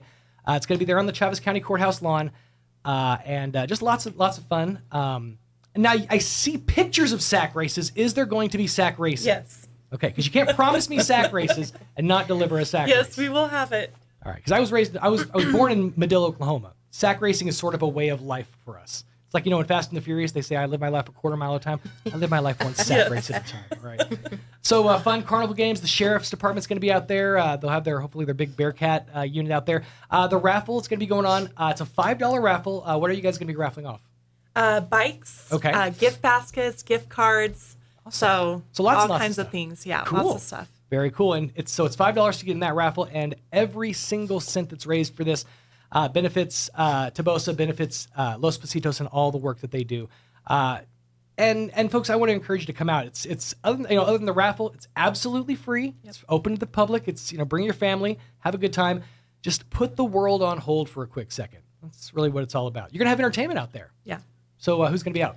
We're gonna have Goddard Dance Team. We have Legacy Dance Academy. We also have the Studio Plus coming out. Okay. And we also have a Folklorico group coming out as well. Awesome. Awesome. And Way Off Broadway is going to hit us up with some numbers. Okay. So very cool. Fun. So just a chock full of entertainment. Nice. Yeah. I like a lot of good dance. So very cool. So come on out, folks. It's this Saturday, 10 o'clock to 2 o'clock there at the Chaves County Courthouse lawn.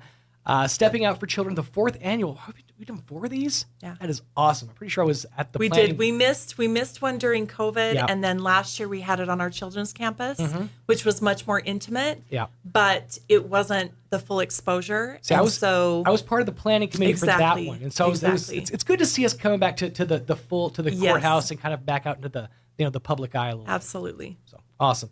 Well, ladies, thank you so much for your time. We appreciate having you, and good luck this weekend. And keep doing what you're doing. You're absolutely doing working miracle work, as I like to say. I really appreciate everything you guys do. Thank you. Thanks Thanks again. Half after 8 o'clock on your Monday morning. Let's get you up to date with some local news. Now your Pecos Valley News Update. I'm Jared Cirillo. The economy in southeast New Mexico continues to boom on the backside of a national pandemic, mainly due to increases in both the fossil fuel and construction industries. The rural oil field counties saw some of the highest growth in the past quarter that ended with September. In fact, Eddy and Lee counties represented about 24% of the entire state's total matched taxable receipts. The state saw growth in almost every sector, according to the department's latest county-level quarterly reports. Other business news, Western Commerce Bank is reportedly in talks to buy Clovis Bank. Western Commerce, out of Carlsbad, Clovis is one of Eddy County's oldest financial institutions.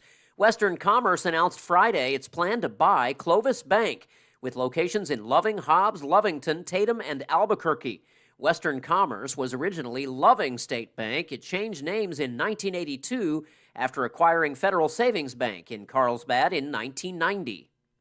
You're up to date. I'm Jared Cirillo reporting. Here's a Mornings with Mike Winters fun fact. The first toilet being flushed in a motion picture was in the movie Psycho. Mike thought it was Gone with the Wind. Here's Mike Winters. And good morning, 32 minutes after 8 o'clock. Let's get you up to date with the weather. I'm meteorologist Steve Hamilton with your Pecos Valley weather. Pretty cool today. We'll stay in the mid-50s for the afternoon high, and we've got plenty of moist air circulating into our area, so some showers will be possible, but they'll be tapering off during the afternoon. Might get a lingering shower overnight and are low in the mid-40s, and then we're back to sunny and slightly warmer weather on Tuesday. Our high will be in the mid-60s, 70, and sunny on Wednesday. That's your latest forecast. I'm meteorologist Steve Hamilton. With the Wall Street Business Report, I'm Bernie Bennett. National correspondent Mike Hempen reports there's evidence that the Federal Reserve's attempts to cool the economy might be taking hold. Shoppers have been pulling back on purchases of appliances, electronics, and furniture, all categories that did well during the early part of the pandemic. Spending at appliance and consumer electronics stores dropped by almost 1%, while sales at auto dealers were down 0.4%. But online sales and sales at clothing and department stores and restaurants all increased. Excluding gas sales, spending was up 0.1%. While the report showed shoppers' resilience, the figures are not adjusted for inflation, unlike many other government reports. In fact, sales at grocery stores rose 0.4%, helped by rising prices in food. Stocks ended broadly lower on Wall Street, leaving most major indexes in the red for the week as more concerns emerged about inflation. For the Wall Street Business Report, I'm Bernie Bennett in Washington. Ready for some good economic news? Guess not. But New Mexico was 4th best in the nation to reduce its unemployment rate over the last 12 months. That's what the Bureau of Labor Statistics says. There are 2 strategies Governor Michelle Lujan Grisham has championed that have a lot to do with this: the Job Training Incentive Program and the Local Economic Development Act. They help companies expand, hire, and train thousands of new workers each year. For example, the expansion of these training programs that Michelle Lujan Grisham got through the legislature helped land Intel's new chip hub in Rio Rancho. That's 1,000 construction jobs and 700 new hires at high salaries. The Lujan Grisham administration now partners with 85 communities across the state to bring good new jobs to their local areas every year. It's true. Michelle Lujan Grisham delivers a stronger economy, not just the weather. Paid for by New Mexicans for Michelle. Approved by Michelle Lujan Grisham. Jennifer from Trustmark Roofing here, and I can tell you it's not always easy being a female in a male-dominated business like roofing. I remember one time I was at a meeting to bid on the roof for a local college, and it was me and 13 men. Well, I won that bid, and I'd like to win your business too. My dad was a contractor, and I've been around building and roofing my whole life. I'm licensed and bonded, and I've forgotten more about roofing than most roofers ever knew in the first place. But what really sets Trustmark apart is an obsessive attention to detail that ensures that everything goes smoothly the first time. I promise we will treat you right with respect, and we will make you happy. So yeah, it might be a bit odd for a woman to own a roofing company, but give us a try. Let us give you an estimate for your roof. I think you'll be glad you called. For all your roofing needs, call us at 575-755-ROOF or find us online at TrustmarkRoofPros.com. Trustmark Roofing, we put people first. If you're missing a tooth or several teeth, a dental implant may be the ultimate solution. Implants look and feel so much like real teeth that you probably forget you have an implant. Maupin & Brown Dentistry is one of New Mexico's most experienced implant providers, with literally thousands of implant patients who are absolutely delighted with the results. Call Maupin & Brown today for an evaluation. You'll be surprised how affordable implants can be. Maupin & Brown, your choice for experienced, state-of-the-art dentistry. October is Breast Cancer Awareness Month, and early detection saves lives. Take care of yourself by staying up to date on your mammograms at Artesia General Hospital. Their 3D mammography brings you the most accurate technology with your comfort and convenience in mind. Appointments average just 15 minutes. If you're a woman over age 40, you don't need a doctor's referral to schedule a mammogram. Remember, early detection saves lives. Request your appointment today at artesiageneral.com/mammogram. This is an urgent appeal to vote in this upcoming election. The governor, with the full backing of the progressive liberals, has shut down our businesses, schools, damaged our communities, and your freedoms. Elect people to political office who will combat and resist the liberals' ruinous policies. Liberty is the key to prosperity, and we must elect people who will fight for that cause. Vote for Greg Nybert for State Representative, District 59, and for Republicans who will restore our rights in our state and nation. Paid for by Greg Nybert for State Representative, Richard Taylor, Treasurer. Here's a Mornings with Mike Winters fun fact. Elephants use these skin folds on their bodies to crush mosquitoes. Mike Winters uses his to hide M&Ms. Here's Mike Winters. And good morning, 37 minutes after 8 o'clock on this Monday morning. Sean Smalls inside your radios. Hey, real quickly, wanted to let you know that our buds, our friends at Zia Guns USA in Roswell, they are stocked up on 500-round boxes of .22 ammo. They have that now in stock while supplies last, now through the end of the month. That's right. Zia Guns USA in Roswell is the largest Vortex optics dealer in the state, and they now carry the Athlon spotting scopes. Those are the ones that you see on the big hunting shows on TV. And at Zia Guns in Roswell, they're the Benelli, Stoger, and Uberti dealer for you and for the Pecos Valley. There's no need to go out of town. We got it for you right here. That actually sounded like a gun. It does. Zia Guns USA in Roswell, your destination store with professional staff that can help you get what you want and what you need. Plus, they'll buy your used guns with cash on hand in store. They can offer you what you need, help you walk out with cold, hard cash. So trade in and trade up at Zia Guns USA in Roswell. Stop by and see them at Zia Guns USA, the first to open on Sunday but close on Saturday because they spend their Saturdays with their family. You should too. Zia Guns USA in Roswell. I like that. I wanted to be Foley when I was a kid. Like before I like all the radio stuff, that's really what I wanted to do as a kid. Is I wanted to do sound effects for movies and TV shows. I love seeing it. It's amazing. It's all. I mean, it's awesome. an art, performance really art.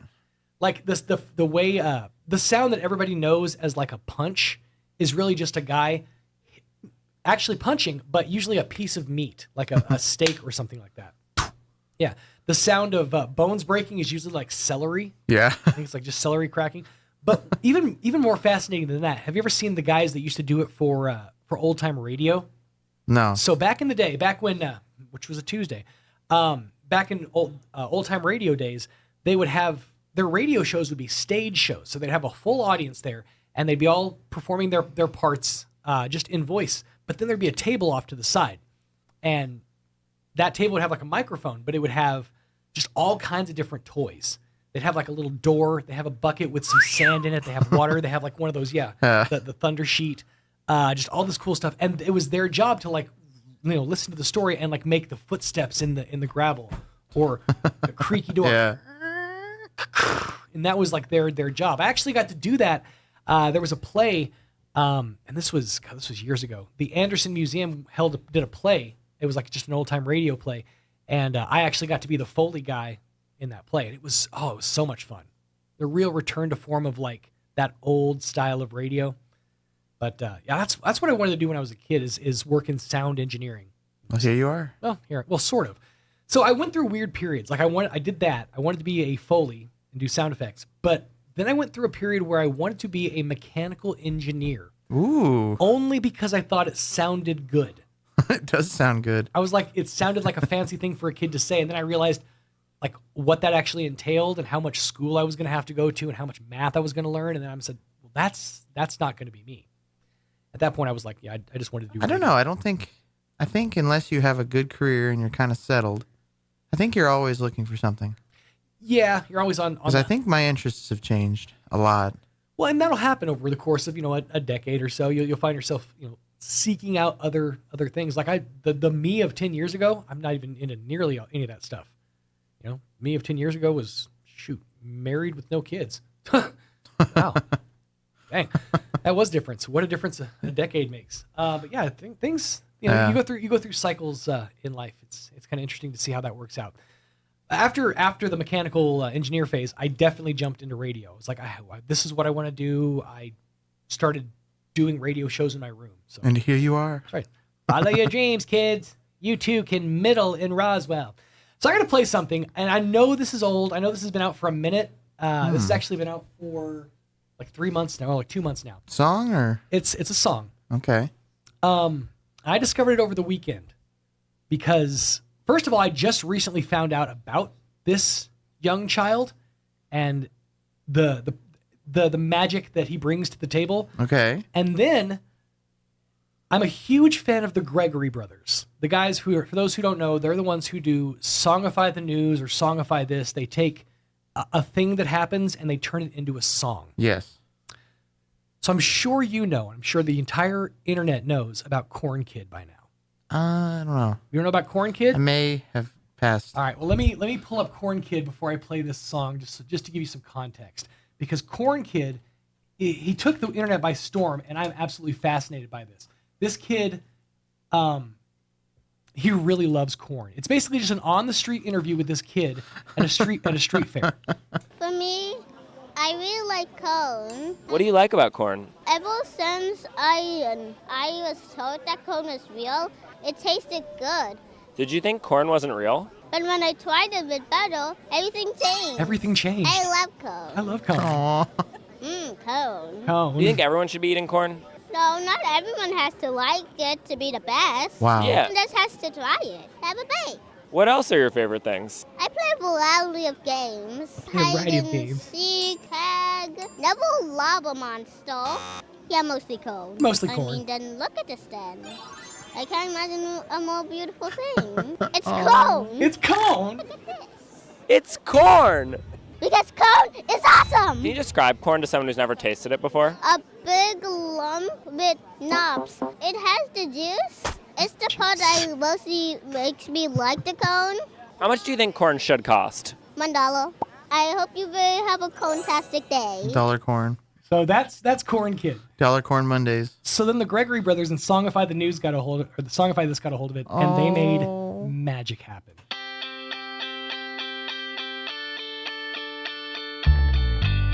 For me, I really like corn. What do you like about corn? It's corn. A big lump with knobs. It has the juice. It has the juice. I can't imagine a more beautiful thing. It's corn. I can tell you all about it. I mean, look at this thing. When I tried it, I don't anything. I just think they're adorable. What the best thing about corn is the grease.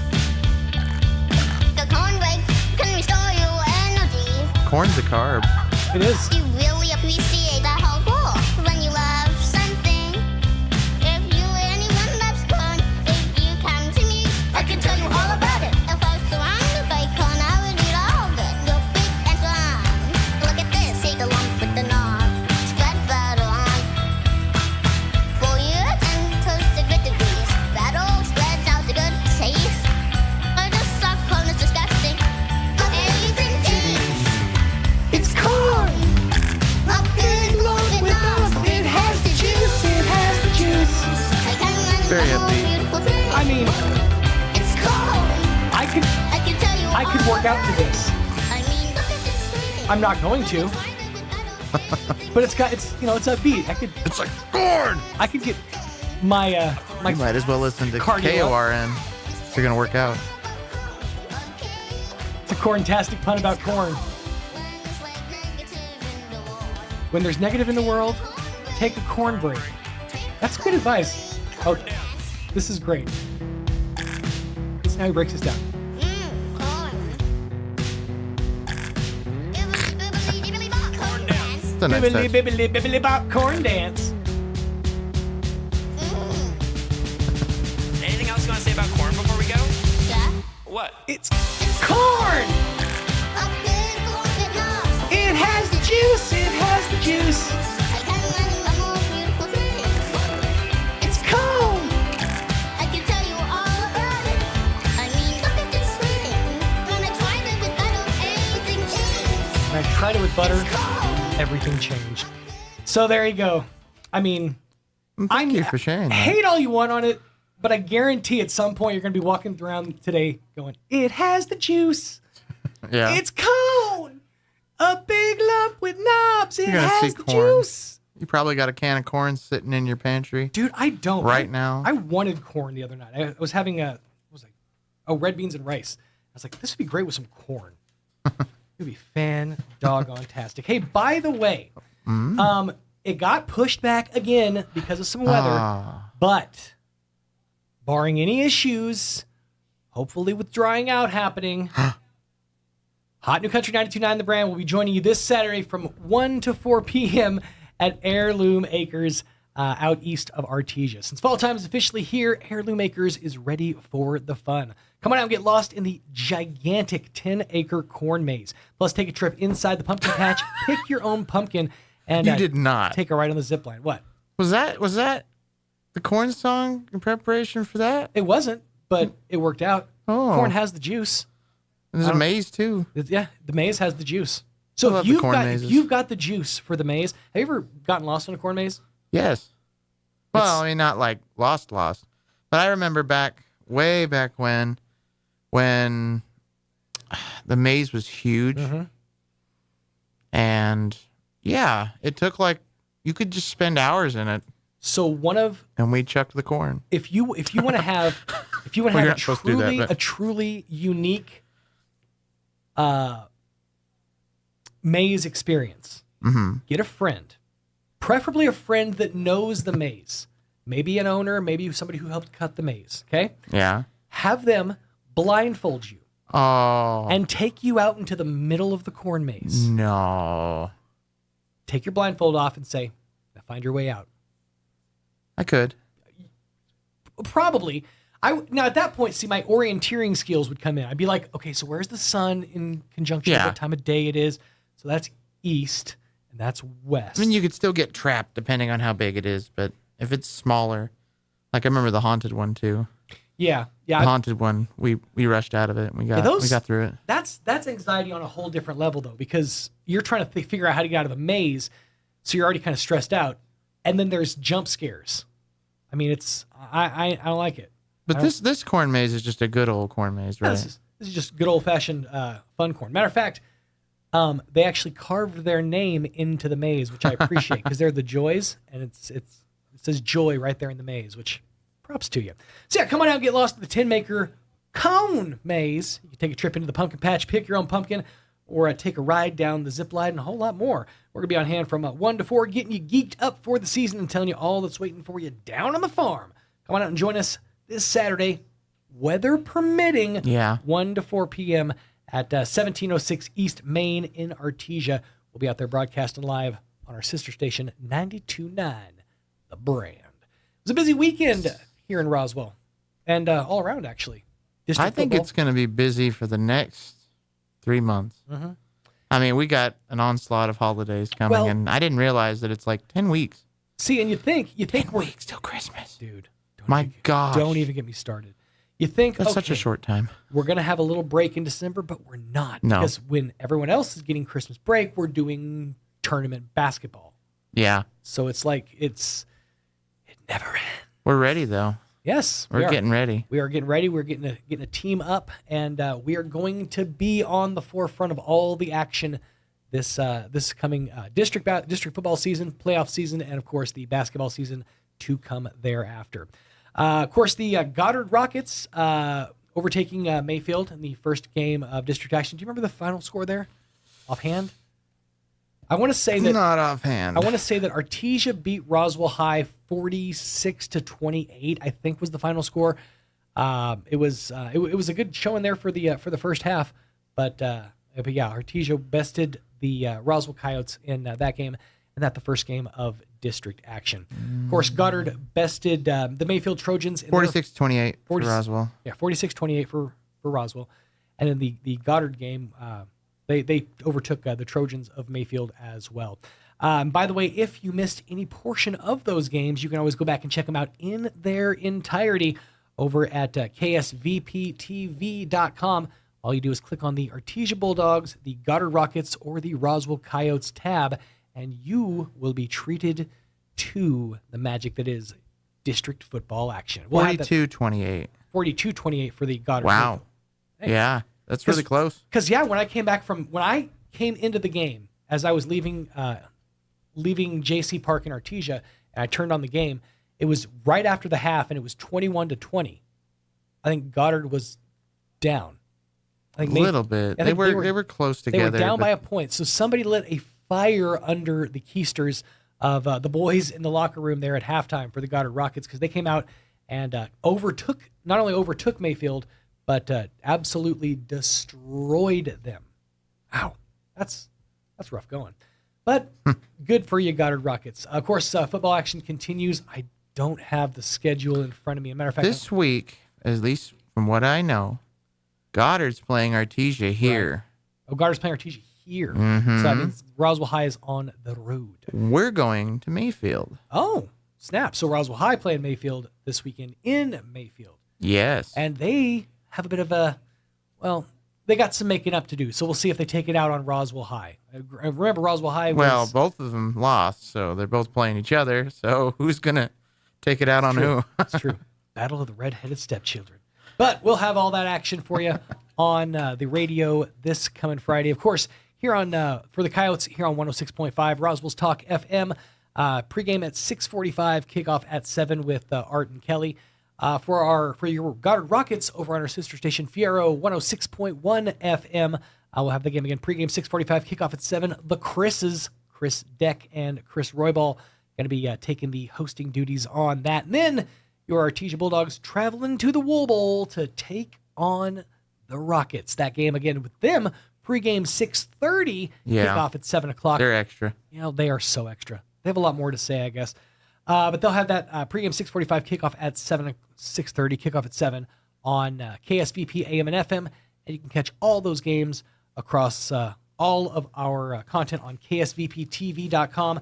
Just click on the Your Teams tab, and you'll be treated to those games in their entirety.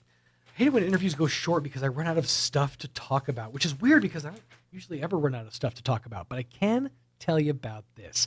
The final weekend for Agatha Christie's The Unexpected Guest at the Roswell Community Little Theater is this coming weekend. Matter of fact, that's going to be happening this weekend, October 21st through the 23rd, with 7:30 matinees, October 21st and 22nd, and a Sunday matinee at 2:30. That's going to be happening. Excuse me. Friday and Saturday performances at 7:30. Those are matinees. A Sunday matinee at 2:30 on the 23rd there at the Roswell Community Little Theater. When a stranger runs his car into a ditch in dense fog in South Wales and makes his way to an isolated house, he discovers a woman standing over the dead body of her wheelchair-bound husband, gun in her hand. She admits to murder, and the unexpected guest offers to help her concoct a cover story. But is it possible she did not commit the murder after all? Yeah. If so, who is she protecting? The house seems full of possible suspects. Sounds creepy. So get your tickets now for An Unexpected Guest, final weekend of which happening at the Roswell Community Little Theater this weekend. Friday and Saturday performances at 7:30 with a Sunday matinee at 2:30. You can get those tickets at Roswell Theatre. That's Theatre.com. And get your tickets and all the need-to-know info there for Agatha Christie's The Unexpected Guest. So the spooky season coming up. You got anything planned for Halloween? Well, I believe that there's 2 parties. Okay. One's a friend's and one's Thomas's. Mm-hmm. Then It's so funny how I'll be like out in the community and they're like, well, I'll show you at Thomas's party. I'm like, oh, you're going? It's like, dude, the whole city is going to be at Thomas's party at some point, I'm pretty sure. I think it's open to the public. Oh, no. Yeah, so. That'll be interesting. So, yeah. So you're if I can go. Now, I really want to. Are they both on the same night? No. One's this weekend, one's next weekend, and because Halloween's not on a weekend. Yeah, it's on a Monday. I think I'm actually going to pass out candy this time. Really? Nice. Yeah. Very cool. Yeah, we kind of have plans spread out across the weekend. I have I have a friend's party on Friday. I have Thomas's party on Saturday, and then Monday I'm going to see if I can, because it's my kid's mom's week it's her week with the kids. So I'm going to see if I can borrow them for the night to take them trick or treating, because we're going to try to go to Jesse McDaniel's house. Ooh. Have you been? No. Okay, so you know what I'm talking about? I'm not invited, but No. Yeah, you are. I've been to his house. Yeah, been by there because he's at the light show and everything. For those who don't know, Jesse McDaniel. That's what you meant. Jesse McDaniels lives over on, just off of. Dox him, why don't you? Well, it's I know. He know. wants it out there. It's off of Country Club. I'll say that. And you can't miss the place. Wait till sundown and look for the lights. That's crazy. I don't remember the road. Yeah, I mean, I live in that area, but I don't remember that road. I don't either offhand. But he's going to be out, has the lights all out on display. They do this at Halloween and at Christmas time every single year, and it's awesome. You drive up and you can tune your radios to, I believe it's 92 point. No, I'm sorry, that's our station. I think it's like 91.8 or something like that. And they've actually programmed a radio station to choreograph with lights in their yard. So with different Halloween songs, this is Halloween, the Thriller song, or I guess Thriller. Different spooky songs, spooky, scary skeletons. Nothing too spooky or outrageous. No spooky. But then all the bushes will like light up and choreograph with the music and stuff. Does the same thing around Christmas time. It'd be cool if stuff popped out with Trans-Siberian and stuff. So it's really a cool spot to kind of check out. But he's also got like a little mini Halloween party thing going on there, and I'm gonna pop in and I've always wanted to do something similar to that, but with like projectors. And like have actual animations of stuff moving along and doing stuff. Oh yeah, it'd be awesome. One of the cool things they did, or they can do now with like drone technology is like that's scary. My kids went to a drone show recently, and they were just showing like these drones all made a formation in the sky, and then started on the drones themselves showing a Wile E. Coyote cartoon, like Roadrunner Coyote cartoon. That's so cool. That's amazing what they're doing with tech now. So that's awesome. What are you going to be this year? Well, or do you want to reveal? I don't think I will. Okay. Because I don't know. Some parties I'll be dressed up, some I won't. Fair enough. But I do have a guest that will be sitting with me. Nice. during my candy passing out, but I don't know how they're going to be dressed up yet. Very cool. Very cool. I just as a joke with my friends, I think I'm going to go as a man for Halloween this year. See, because okay, so the joke is with my friends, I'm not little secret about me. I don't know if you guys know this about me. I'm not what you call a manly man. Oh, I see. So I don't like. You're going to be stereotypical. I can change attire. I can, do all that stuff, but I don't really. You're an adult. I don't hunt and fish, really. I don't do all that stuff. I'm a grown up. I, pay my bills and stuff, but I'm just not that guy. Yeah. So I'm going to go as a man. I'm going to get like a flannel sweatshirt with the sleeves torn off and like a mullet wig, probably a dip of chaw, like we'll get one of those like mint things to put in my lip. And then the idea is I'm going to get the sleeve tattoos. So I have like a whole armful of tattoos or whatever, and then like torn up jeans. So I look, like an actual man. And so, I'm going for Halloween this year as. If you've got any tips for Sean's man costume, please send them in. Send them in. Tips at ksvpradio.com. We'll be back on the other side of Town Hall News. You're listening to 106.5 KEND Roswell, New Mexico. No static at all. Your new home for talk radio is KEND Roswell. News this hour from townhall.com. I'm Greg Clugston in Washington.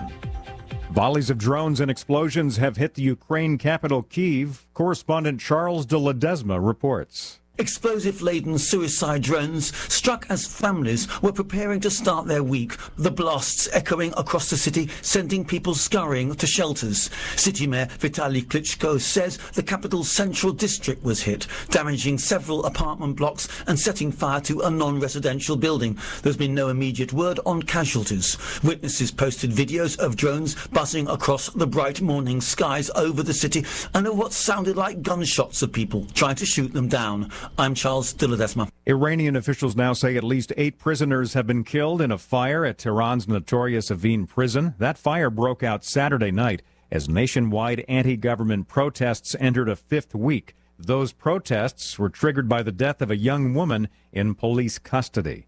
A new AP NORC Center for Public Affairs research poll finds most registered voters think the nation's future is on the line during next month's elections. Majorities of Republicans and Democrats are deeply dissatisfied with the way things are going in the country and pessimistic about the state of politics. Despite that, the poll shows us that voters are motivated to turn out this year. More than 8 in 10 registered voters say it is extremely or very important to them to cast a ballot. That's AP polling reporter Hannah Fingerhut. The nation's first trial over a state's ban on sex change operations for children begins in Arkansas this week. The judge will hear testimony and evidence over the law that he blocked prohibiting such care for anyone under 18. The trial expected to last 2 weeks and is the latest fight over transgender youth restrictions. Stocks up sharply, the Dow ahead 455. More at townhall.com. Hey, I'm Andy. If you don't know me, it's probably because I'm not famous. But I did start a men's grooming company called Harry's. The idea for Harry's came out of a frustrating experience I had buying razor blades. Most brands were overpriced, overdesigned, and out of touch. At Harry's, our approach is simple. Here's our secret. We make sharp, durable blades and sell them at honest prices for as low as $2 each. We care about quality so much that we do some crazy things, like buy a world-class German blade factory. Obsessing over every detail means we're confident in offering a 100% quality guarantee. Millions of guys have already made the switch to Harry's, so thank you if you're one of them. And if you're not, we hope you give us a try with this special offer. Get a Harry starter set with a 5-blade razor, weighted handle, shave gel, and a travel cover, all for just $3 plus free shipping. Just go to harrys.com and enter 3388 at checkout. That's harrys.com. Code 3388. Enjoy.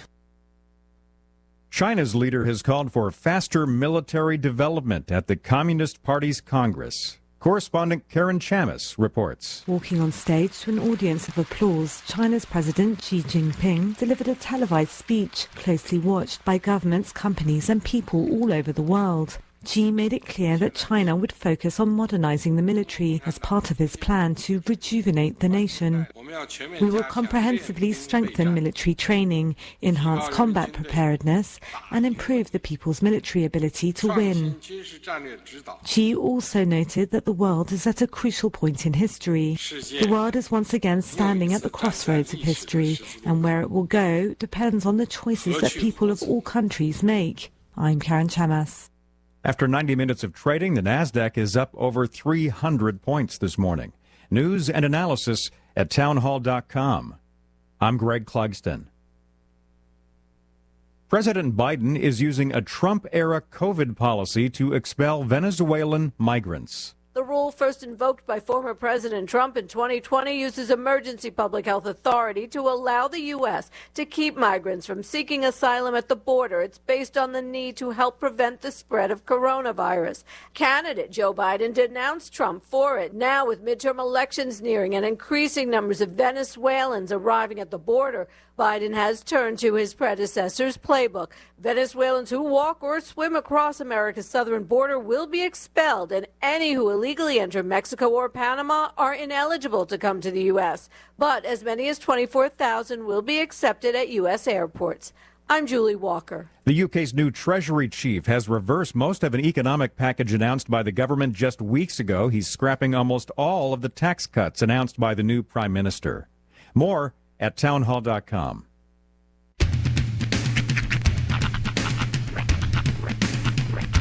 What in the wide, wide world of sports is going on here?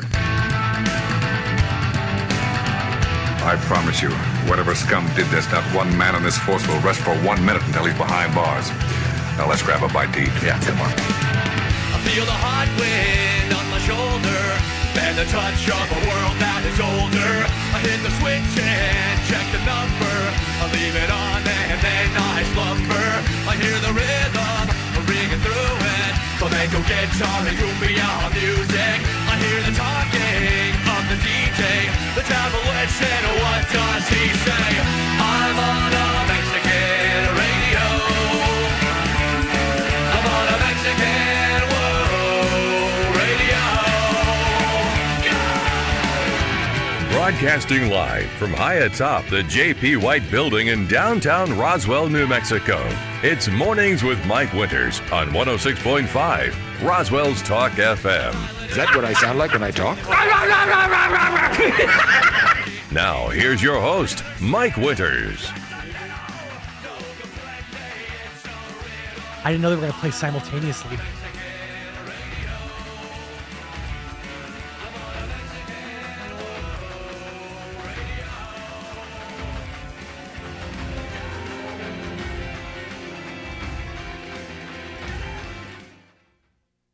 I didn't think they were going to play simultaneously. I was trying to do a thing. Hang on, I'm going to see if I can make this work.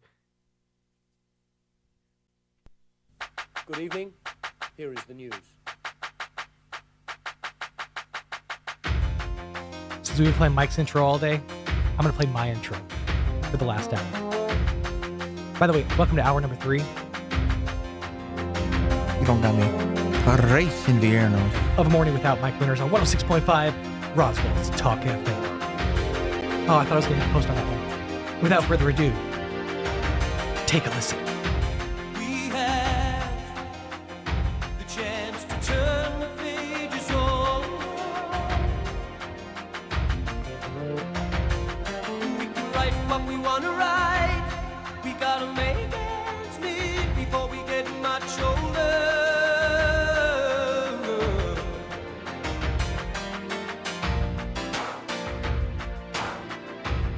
We're all someone's daughter. We're all someone's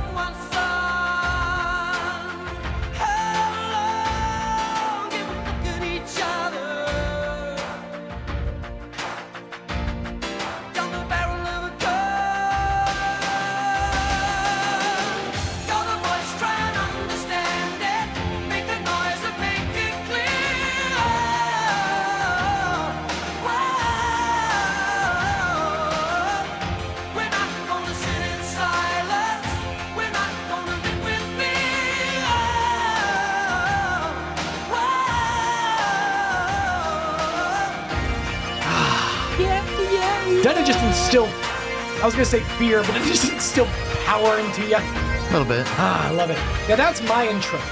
Is that what you're going to wrestle to? I always forget to program it in when I'm filling in for Mike, but that's the one I like to use. What's your wrestling name? Just Sean Smalls?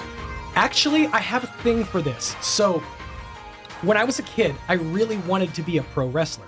Yeah. So, I made up my own whole persona. I was going to be a masked wrestler. I was going to call myself the Intimidator. Mm-hmm. So, I even had my own like finishing move. Like I'd made like the symbol for like the Chiron intro. My finishing move was a double arm chicken wing fold over like submission move. Full order wings. Yeah, I can't remember. I had a name for it too. What was it called? The Eradicator. That's what it was. I called it the Intimidator had the Eradicator. Yep. So I had a whole thing when I was a kid. I never had entrance music. Actually, no, I did. I think we even recorded it once. Like,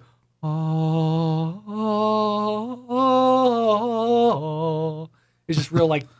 But what was your name? The Intimidator. The Intimidator? Yeah. Okay, I didn't catch that. I was a masked wrestler named the Intimidator. At least up here I was. I don't know if that music would work. That song is from it's a great song, but I heard it in the movie Hot Rod. They use that song in the scene where basically the entirety of Downtown riots, and like it starts out as a celebration for the jump that Frank's about to do for his dad, the big motorcycle jump, and it ends in a gigantic riot in the city where people are smashing windows and stealing TVs and stuff. Because they're happy or because they're mad? Because they're geeked. They're like, I'm so amped, and then it just translates to let's break property. Yeah, but it's kind of reminiscent of like if you've ever seen after a team wins a championship, the entirety of their downtown will like lose their minds and have like a riot. It's like you guys broke downtown windows and vandalized shops because your team won. What were you going to do if they lost? Same thing. It was the same thing, but worse. The plan was there. Look, we were going to get violent regardless. We knew I that was don't happen. understand that aspect of things. Like, are you just never going to use that area ever again? The mindset is they're not thinking at the time. It's easy for someone who doesn't. You're thinking. It's easy for someone who doesn't have rage to not understand that concept of when you're geeked, when you're like excited, regardless of if you're excited for good reasons or for bad reasons, it still gets you like amped where you're just like, I'm gonna punch a wall. Yeah, but if you're capable of joining in the group mob and not having any control over yourself and just doing whatever the mob does. Right. I don't think that's very healthy. It's certainly not. No, and I'm not justifying it by any stretch of the imagination. It ain't healthy. It's just especially over sports. I'm just saying I can understand that mindset of the person who's into their team or their player or whatever getting to that level. You can get mad. There's nothing wrong with being dissatisfied. Sure. Or disappointed or angry about it. Right.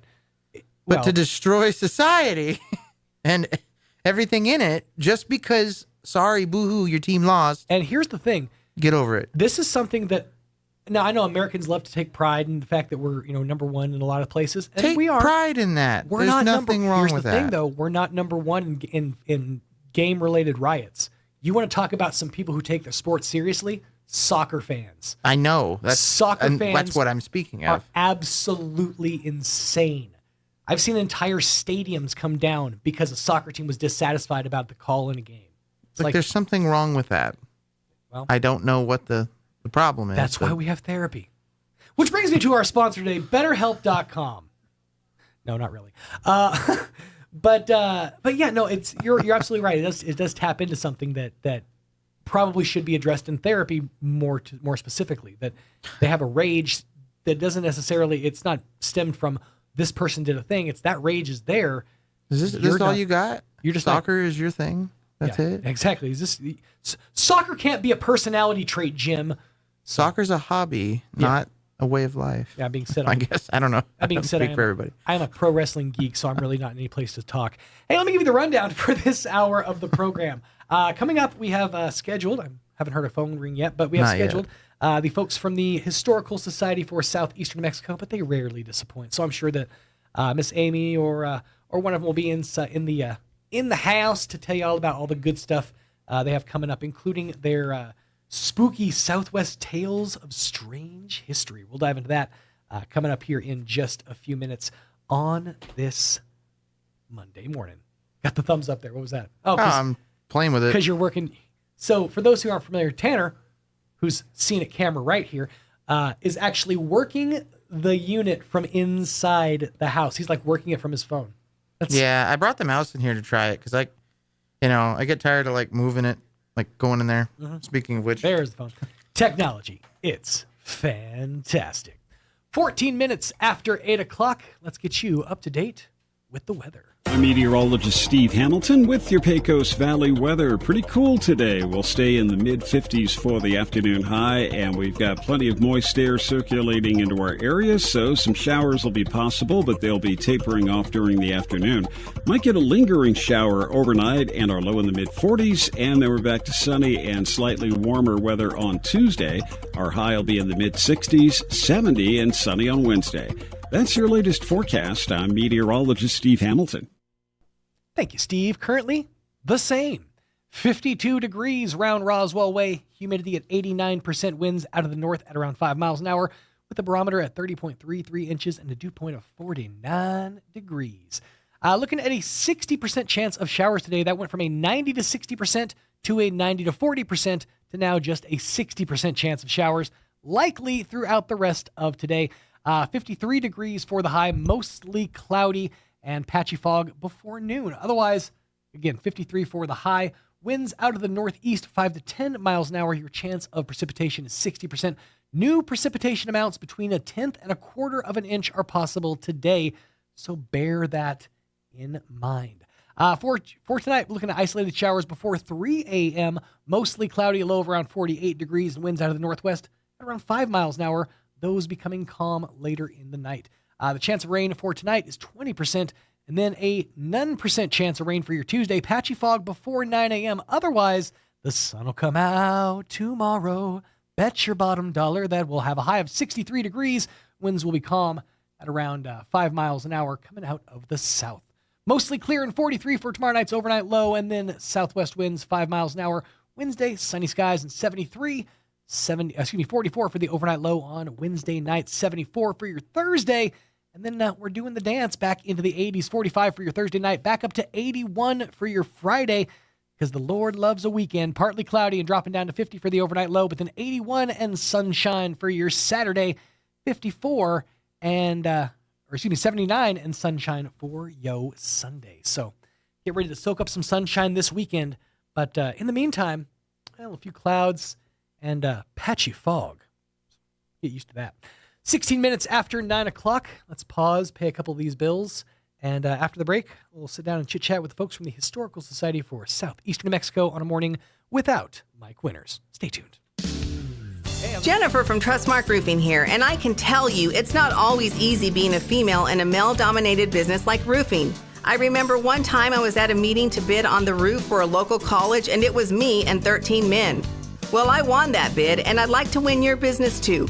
My dad was a contractor, and I've been around building and roofing my whole life. I'm licensed and bonded, and I've forgotten more about roofing than most roofers ever knew in the first place. But what really sets Trustmark apart is an obsessive attention to detail that ensures that everything goes smoothly the first time. I promise we will treat you right with respect, and we will make you happy. So yeah, it might be a bit odd for a woman to own a roofing company, but give us a try. Let us give you an estimate for your roof. I think you'll be glad you called. For all your roofing needs, call us at 575-755-ROOF or find us online at TrustmarkRoofPros.com. Trustmark Roofing, we put people first. From haunted houses to horror movies, this time of year we all enjoy being a little scared, but not when you're shopping for a good used car. Truth is, Buying a used vehicle can be pretty scary because you just don't know what kind of trouble might be lurking inside. That's why your friends at Roswell Ford put every used vehicle through a rigorous 139-point inspection. And then they give you a 3-day money-back guarantee, so if you find something spooky, you can just bring it back. Here at the Tailgate Nation, we have the best selection of pre-owned vehicles in southeastern New Mexico. Great-looking late-model pickups, SUVs, sports cars, and crossovers ready to faithfully serve your family for years to come. And with our guarantee, you can buy without being afraid. By the way, if you have a really nice car or truck you'd like to sell, please bring it by. We'll look it over and make you an offer on the spot. So when you're ready to move up to a newer vehicle, don't be afraid. Come see your friends at Roswell Ford, the Tailgate Nation, at the corner of 9th and Main, where it's all treats and no tricks. Hi, I'm Dr. Keon at Carabelli Dental. Same-day smiles are what we do. My passion is helping patients chew, talk, and live with confidence. That's why I'm one of the few doctors in the U.S. who can create beautiful same-day smiles with the latest digital implant technology. This procedure is life-changing. Just ask Sean. Hi, I'm Sean. I've been that voice that you've heard on the radio for most of my life, but I'm also a dad to 2 amazing kids. I've had a million reasons to smile, but in all my old pictures, I was never smiling. Truth is that life of improper care and being dealt a bad hand genetically left me practically with no teeth. It affected everything from the way I ate, the way I talked, and of course how I interacted with people. And that's where Dr. Keon and Carabelli stepped in. They eased my fears. They explained every step of the process in a way that I could understand, and they made me feel almost like I was part of the team. And now, I can't stop smiling. I have so much more confidence, and I love looking in the mirror now. I can't explain how much of a difference Dr. Keon's dental implant process made for me. Our team can help you find your smile too. Come see us at Carabelli Dental, 575-622-4455. I'm Michelle Garcia Holmes, and I'm running for United States Congress. As a former policewoman, I put on my Kevlar vest, uniform, gun belt, grabbed my 12-gauge shotgun, jumped into my police car, and hit the city streets to keep you safe. I want to do the same for you in Washington. I'm asking for your vote on November 8th because our families deserve safe cities, a secure border, and lower gas prices. Donate today at GarciaHolmesForCongress.com. Paid for by Michelle Garcia Holmes for Congress. Now your Pecos Valley News Update. I'm Jared Cirillo. The economy in southeast New Mexico continues to boom on the backside of a national pandemic, mainly due to increases in both the fossil fuel and construction industries. The rural oil field counties saw some of the highest growth in the past quarter that ended with September. In fact, Eddy and Lee counties represented about 24% of the entire state's total matched taxable receipts. The state saw growth in almost every sector, according to the department's latest county-level quarterly reports. Other business news, Western Commerce Bank is reportedly in talks to buy Clovis Bank. Western Commerce, out of Carlsbad, Clovis is one of Eddy County's oldest financial institutions. Western Commerce announced Friday its plan to buy Clovis Bank, with locations in Loving, Hobbs, Lovington, Tatum, and Albuquerque. Western Commerce was originally Loving State Bank. It changed names in 1982 after acquiring Federal Savings Bank in Carlsbad in 1990. You're up to date. I'm Jared Cirillo reporting. Here's a Mornings with Mike Winters fun fact. U-Haul is the world's largest advertiser in the Yellow Pages. Too bad millennials don't know what the Yellow Pages are. Here's Mike Winters. And good morning, 21 minutes after 9 o'clock on this Morning Without Mike Winters. Joining me in studio this morning, Mr. John LeMay from the Historical Society for Southeastern New Mexico. How are you doing this morning, sir? I'm doing good. Good to be here. Staying dry? Yeah, so far. It has been the weirdest weather for the last couple of weeks. We didn't even have fall. It went straight from, hey, it's 95, you're going to sweat in the passenger seat of your own car, to, oh, hey, it's 50, and you need like 3 layers. Just no warning without it. But, it is that time of season. It's the fall time season, and of course, it's the spooky season.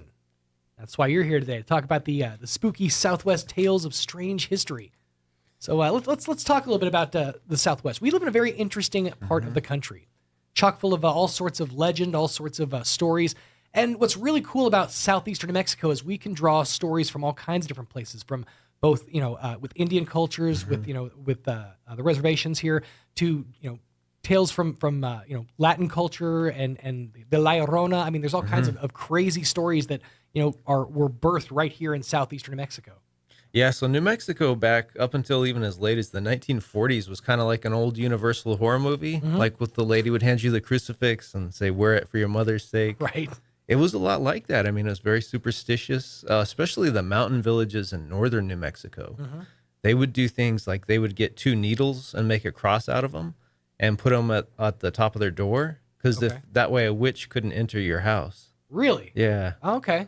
Yeah. That's incredible. But it's the cool, like you touched on, is southeastern New Mexico, or New Mexico in general, is the Old West. It's that last bastion of, like, you know, the prairies and the plains and all those ghost towns and all the stories that stem from it, you know, and sitting around a campfire and just telling spooky stories at night, and those stories kind of grow legs and become legends. Yeah, now this is something I found that's not necessarily a spooky, like, folk tale. It sounds like a folk tale, but it was reported in the newspapers as a current event back in 1940.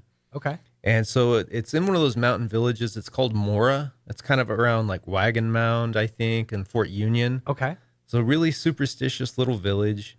And a lady actually got the state police to come and arrest her husband because she claimed he transformed into a frog and bit her.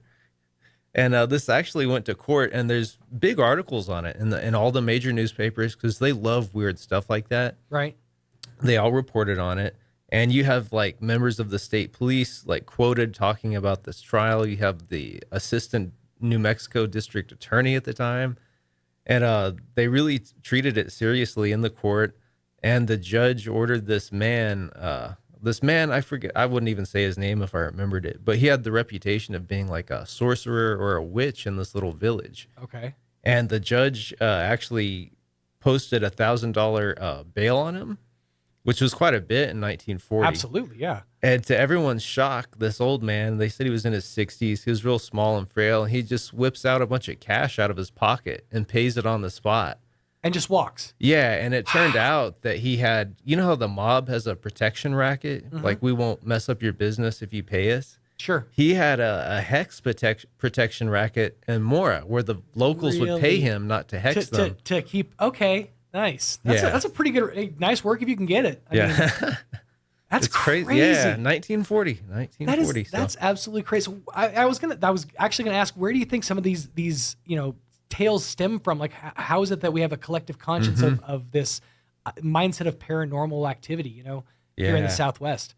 Yeah, and you get a lot of the same type of stories that just they change the place name and the people's names. And a pretty common one is like a hunter will shoot an animal, like he might shoot an owl or a mountain lion at night, and then he'll see a person the next day that has the same exact injury as the animal that he like wounded but didn't kill. That's pretty common. Right.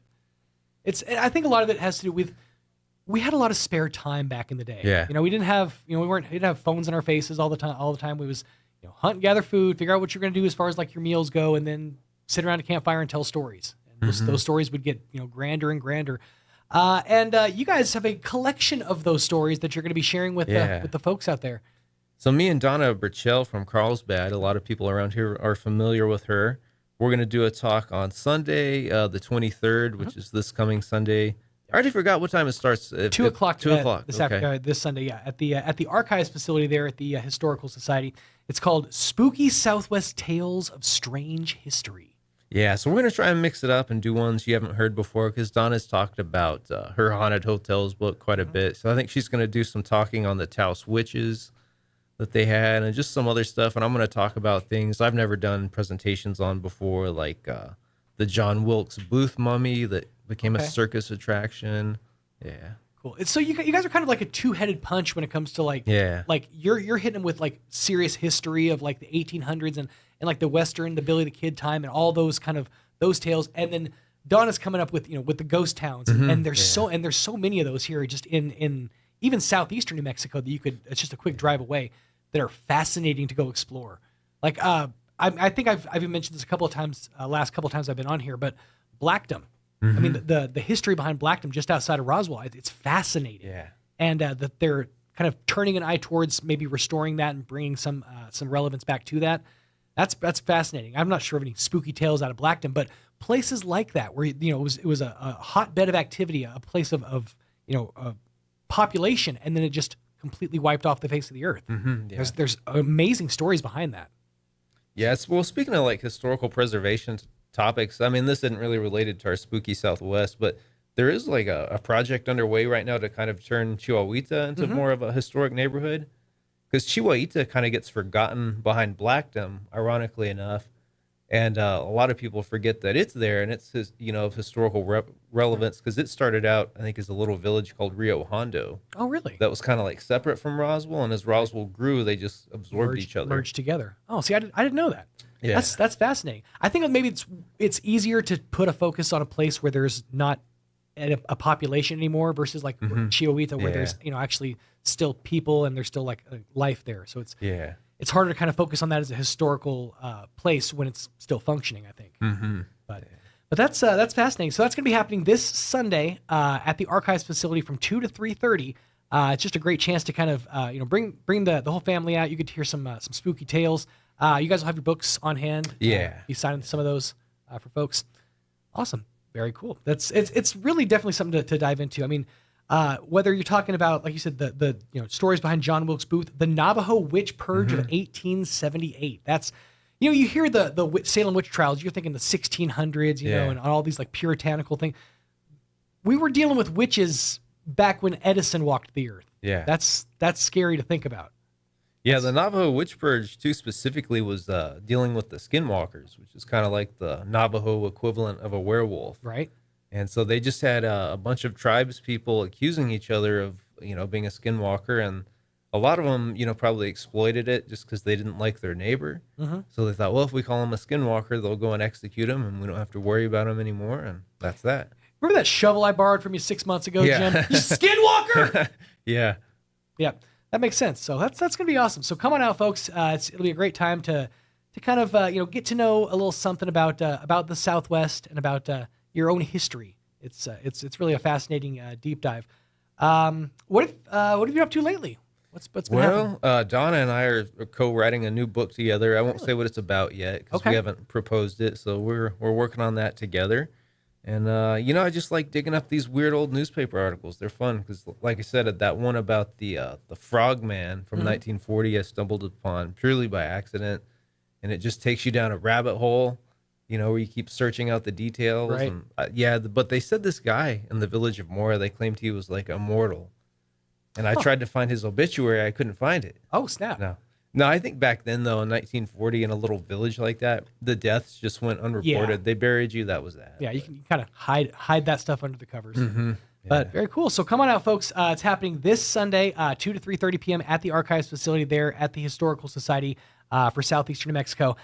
If you want more information about the event here or about anything going on with the Historical Society, you can always reach out. Call 622-8333 or email historydirector@outlook.com. Obviously, we're getting close to the holiday season. The Archives facility is available for small get-togethers, events, parties, things like that. Reach out to the Archives facility there as well.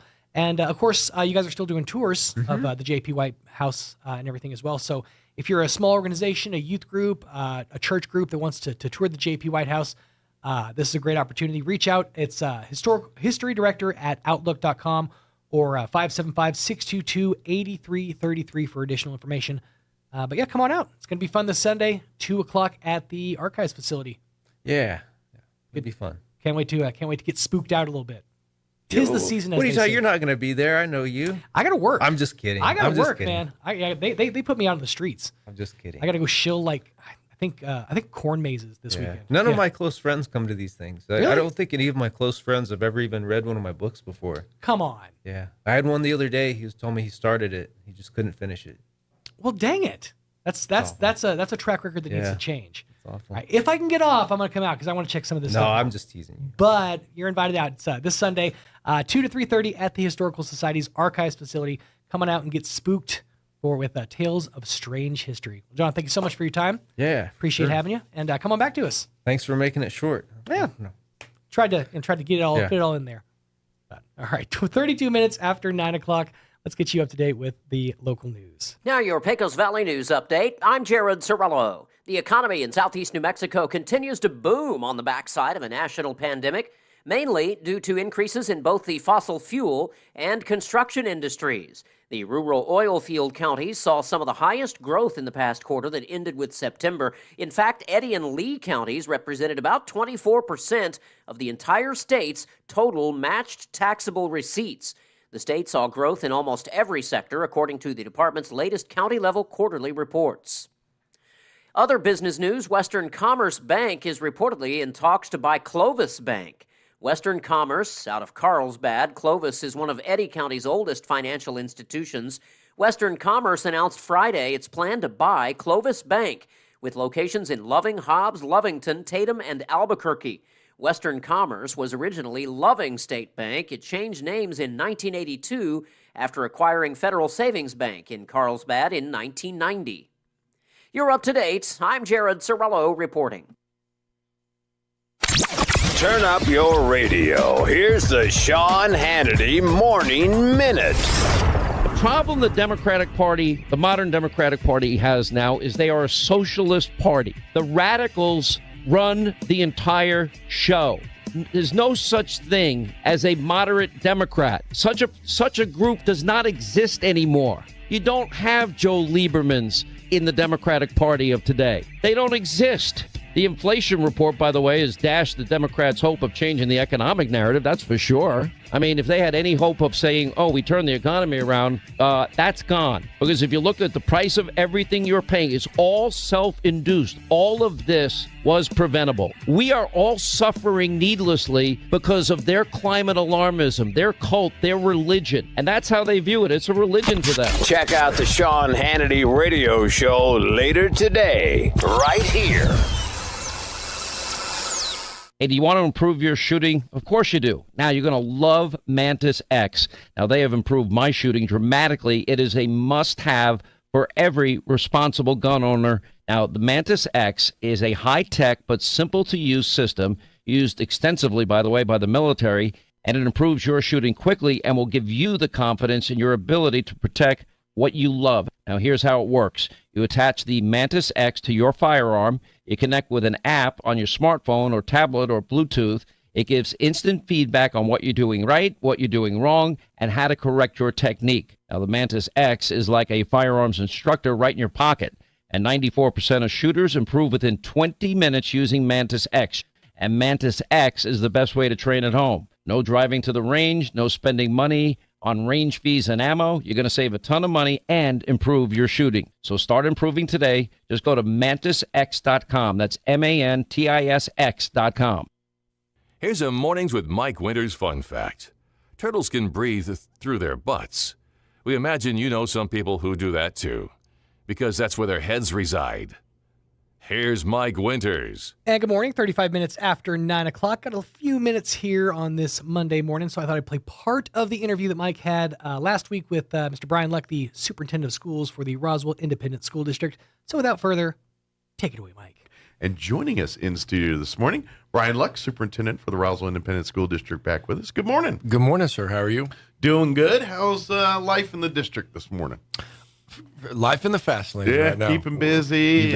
You bet. We're up and running. Lots going on. Got 9 weeks out of the way. Got a big 40-day count today. So looking forward to seeing what our numbers look like. And we got lots going on.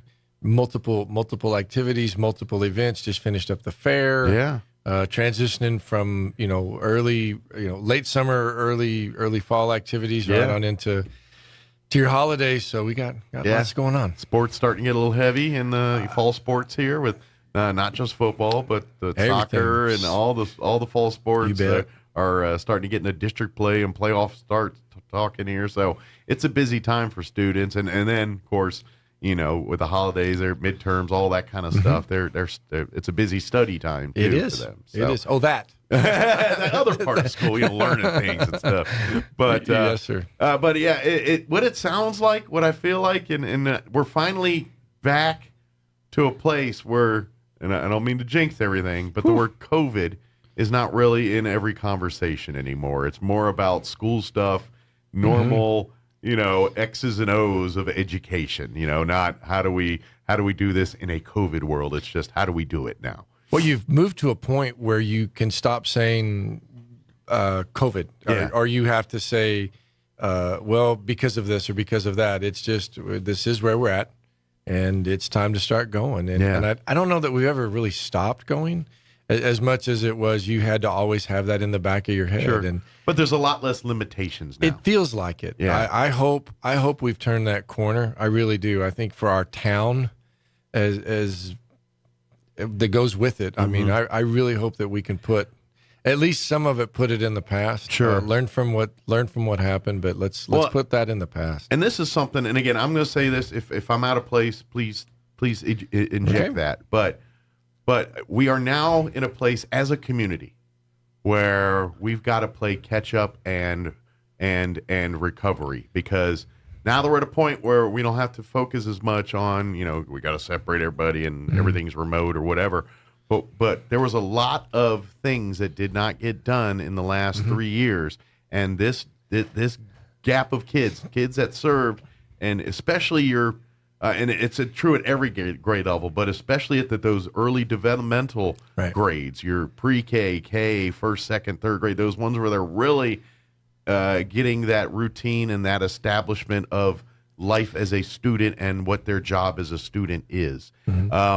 We as a community need to come together and rally to make that happen, which in my opinion means parents need to step up and be more active and role in the raising and educating and making sure where if they're having issues in school, that you are a partner with your teachers and with the staff to try to, instead of being adversarial and trying to say, well, why didn't this happen? Sitting there and say, all right, this is what's wrong. How do the people in this room fix it? And we've got to get into that mindset, because if we don't, we're going to be doing more disservice to these children. When you look at what happened, and again, we were talking just off mic a second ago that, a 3-year process for this thing to start and to get us to where we are right now. Now, you give or take year 4, something like that. Yeah. If you think of your schooling, there's not a 3-year block that you don't have some type of a major maturation process. Sure. Whether that be physically or mentally or anything like that. All years of your schooling are monumental or benchmark years for these kids. Well, and like our seniors this year, when we take a look at them, they were freshmen when this thing ended. Our third graders this year were kindergartners. The one that got me was bring it on back. Our first graders were like, in the 3Y program, if they were even in anything at all like that. And if you think about, even just as an adult, how different your life has been over the past 3 years, we'll take that to like your schooling. Sure. And if we had dropped a 3-year block like that anywhere in there. So, absolutely, it is one of those deals, and it's something that each individual family will have to deal with when it comes to their kiddos. You know your kids. You have a decent idea if they are on track or off track.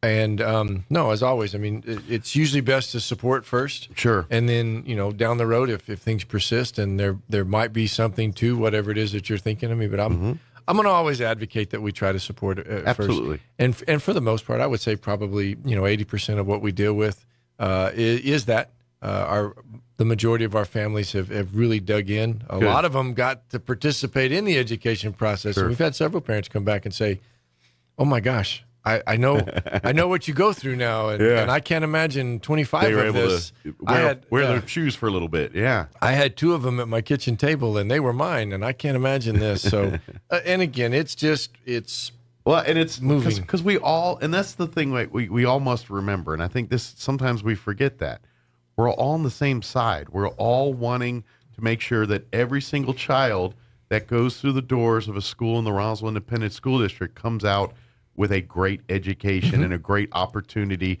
to take whatever they've learned and go wherever they want to go with it and succeed. That's what we all want for these folks. And the people that you're working with, the people that are teaching your kids, the teachers that spend as much, if not more, time with their kids as you do, they need our help just as much. And we all need to be in concert, working together. Those teachers bust their hump wanting to, and I'm being a little defensive because my wife's a teacher and I see what she does every day. And so I do come from that place. I'm well aware of that. I've got a little bias, but But if we all have to be on that page of how do we do it together, and I guarantee if you come there trying to work it out as opposed to let's make heads roll, you might find out that you're going to get a lot more done and see a lot more rather than you coming in ready to why is this not happening? Why is this like, all right, first off, what your perspective and what the perspective aren't always the same. And we need to, and that's the stuff I know I'm getting in the weeds here, but my point is work together. The people in the classrooms, the people in the schools want the best for your kids. Work with them to help and talk to them and have good discussions. I understand we get in a world sometimes where everyone wants to blame someone for this or why didn't this happen, and we ain't got time for that. Yeah. What do we got? This is what we've got to deal with. We've got kids that need our attention, that need our help, and while you're bickering on who does what and where, that kid's losing more time. So let's get in there and let's fix what we need to do to make sure these kids are back on track.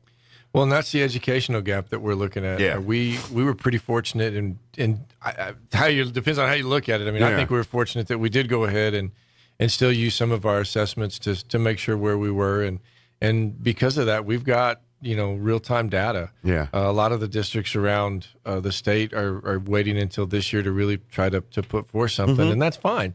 But we know where we're at. Sure, and I don't know that makes me feel better. I don't know that makes me feel worse. I don't think it was a huge shock whenever we got our numbers, and sure. And so moving forward with that, now we actually can take back to our teachers. Okay, this is where they are. This is where they were. This is the material. This is the curriculum that you have. These are the supports that are available by the district. These are from professional development to side-by-side coaching to multiple levels of support for the teachers and for the kids. If you're having some behavioral issues, there's probably a root cause to that. I don't think they just walked in the door and said, today I think I'm going to act like this. Sure. So we're really starting to try to ramp up our emotional, support, our behavioral support for not just for the in-class situations, but we have some classes that we've started offering with some of our parents that, hey, if you would like some parenting help, and not, hey, we're going to tell you how to do things. Yeah. But it is just it's just some good theories, some good practices. So it's opened our doors a lot more to trying to be a better resource for everybody. I can almost guarantee that every parent on the planet, when they first became a parent, probably like, what am I getting into? I have no idea. And then, you get overwhelmed. At some point, every parent gets overwhelmed or like this thing didn't come with an owner's manual. I don't know what I'm doing here. And so, yes, seek help. This is obviously, when you talk about the school district, who's better at working and dealing with kids every day than people in the school district? So if you're like, hey, how do they get my kid to do the stuff I want him to do in the classroom, I can't get him to do it at home. Right. Well, talk to them. Let's see if we can work on that. So there's consistent message at home and at school. You know what I mean? And that's probably part of the problem with some of this is if the kids get conflicting messages in different places, they don't know what's the right way to do. And so maybe some of that is being in concert with what's going on in school and saying, all right, let's take what we're doing here and apply that at home. And when you find that out, you start seeing the routines, patterns, and things start clicking, and maybe that's the issue. Maybe it's not. I don't know. But that's where these sources can help figure that out, Yeah. So take advantage of that. Well, and I mean, I've spent my entire career from the age of 14 to 19 and, give or take 25 years of being in that environment. And now I have a 14-year-old and a 17-year-old, and there's days that I'm just like, holy cow, wait a minute, this isn't supposed to happen like this. So, right. I mean, it again, there's not any type of a stigma to it, but it is an option. It is some support that we're opening up for the parents. And again, we're trying to pour as much resources into the schools for that. Cause I think if we had a thing right now that we're really trying to focus on, that would be it, because we've got them in the rooms. We've got everybody back. Yeah. We feel like we've got what we need to do in place. We know the timelines for it. We know how it needs to be done. And then you run into issues inside the classrooms, and that's what we're trying to clean up now. Yeah. So, but I can tell you this: we've got a bunch of people busting their tails, doing their thing. Support them, help them. They need your help. They need this is. I know we joke that takes a village, all that, but when it comes to these kids and getting, especially now more than ever as we're post-COVID world here, we all need to work together to help make sure we can provide the best opportunities for kids, because you're fighting, you're bickering, you're when you get into these adversarial scenarios, at the end of the day, the only person that's going to get hurt are the kids in that classroom. Yeah. So let's avoid that altogether, and let's do everything on our power to work in concert. And obviously, if you see things that are not right, don't stand up and ignore that kind of stuff. Right. But at the same time, there's a process. You may not see the whole thing from all angles. Therefore, from what you're saying makes sense from your perspective. But when you see all perspectives, you're like, okay, where I'm coming from does not make sense. But you got to understand that and let that's all I'm saying is let people and don't get me wrong, they want to hear these concerns and things, but when they say,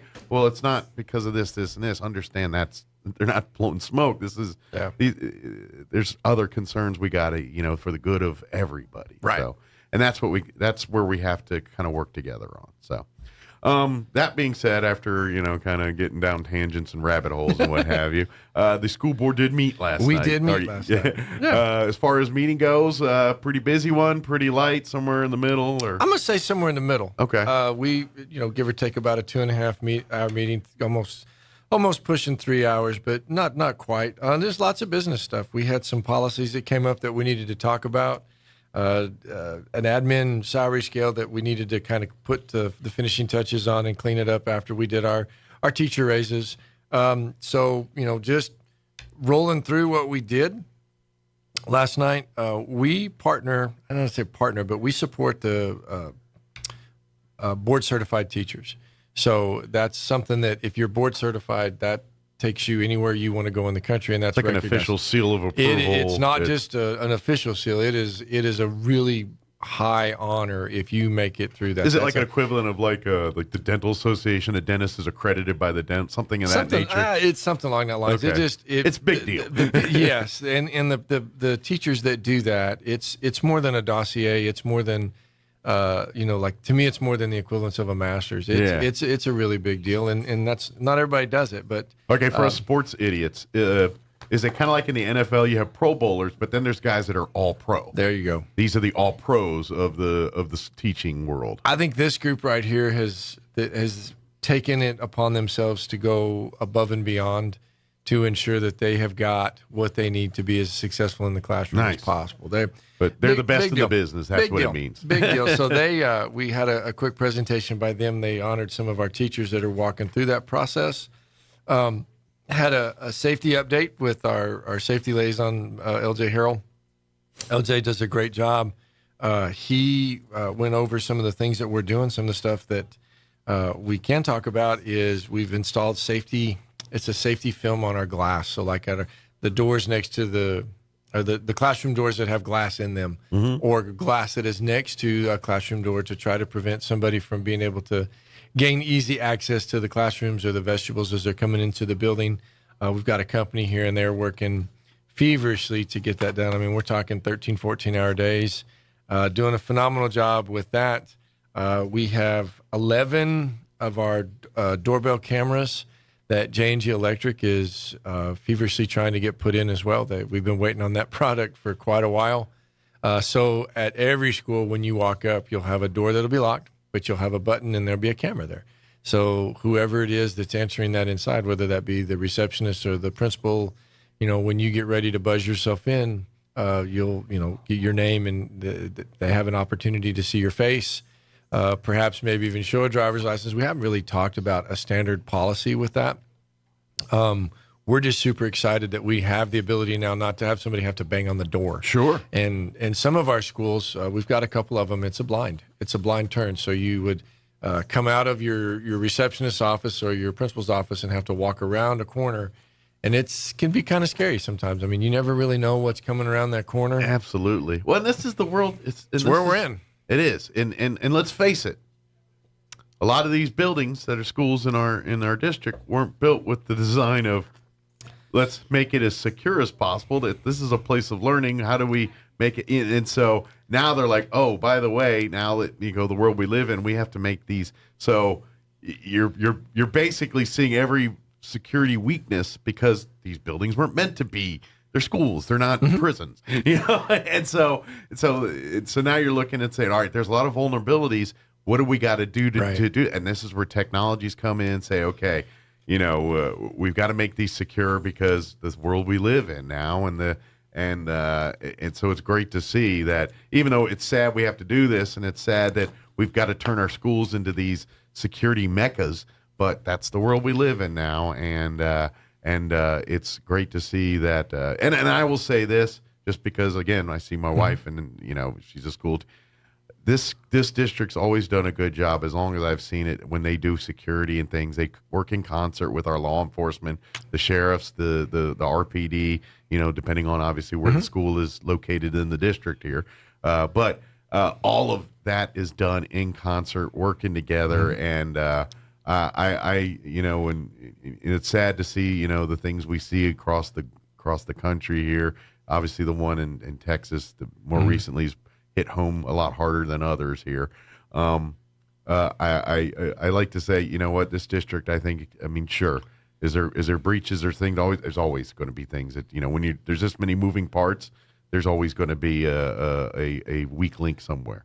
But they do an amazing job of trying to stay ahead of that and doing that kind of, now that this world we live in, doing the best we can with what we got. And that's just it. In a perfect world, $1 billion shows up and we can make every school Fort Knox in a week, but that's fantasy talk. We can't do that. So. I'm meteorologist Steve Hamilton with your Pecos Valley weather. Pretty cool today. We'll stay in the mid-50s for the afternoon high, and we've got plenty of moist air circulating into our area, so some showers will be possible, but they'll be tapering off during the afternoon. Might get a lingering shower overnight and our low in the mid-40s, and then we're back to sunny and slightly warmer weather on Tuesday. Our high will be in the mid-60s, 70, and sunny on Wednesday. That's your latest forecast. I'm meteorologist Steve Hamilton. With the Wall Street Business Report, I'm Greg Clugston. Small businesses are bracing for a more muted holiday shopping season.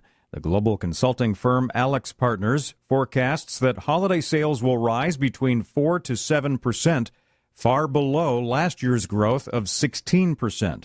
November and December sales can account for 20% of annual retail sales.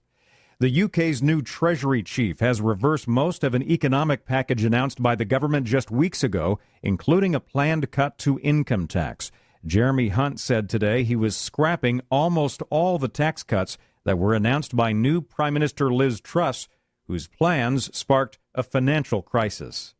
Ads are coming to Netflix next month. The ad-supported service is scheduled to debut November 3rd. It will cost $7 per month in the U.S., The same system will roll out to 11 other countries.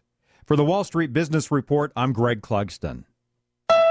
It's October, and that means it's time to paint Roswell Honda pink. We partnered up with the Chaves County Cancer Fund to help raise much-needed money, and we are gearing up for another amazing year. Roswell Honda is giving away some great prizes, including 3 Michael Kors designer purses, pretty in pink, of course. Stop by for a free entry or 3 entries with a qualified test drive. And that's not all. With new inventory arriving daily and over 100 quality pre-owned vehicles on the lot, there's never been a better time to get behind the wheel. Here's Joe Salzar to tell you all about it. Don't let vehicle pricing rumors fool you. With Roswell Honda's market-based program tool, we are making it easier than ever to get the best deal in southeastern New Mexico. And with every vehicle sold in the month of October, we will donate $50 to the Chaves County Cancer Fund. Join us Saturday, October 29th from 10 to 1 p.m. We will have a special performance by the Charlie's Angels. Bring cash to support the cause and purchase goods from our many vendors. Help us make it happen for the Chaves County Cancer Fund, and let's paint Roswell Honda pink.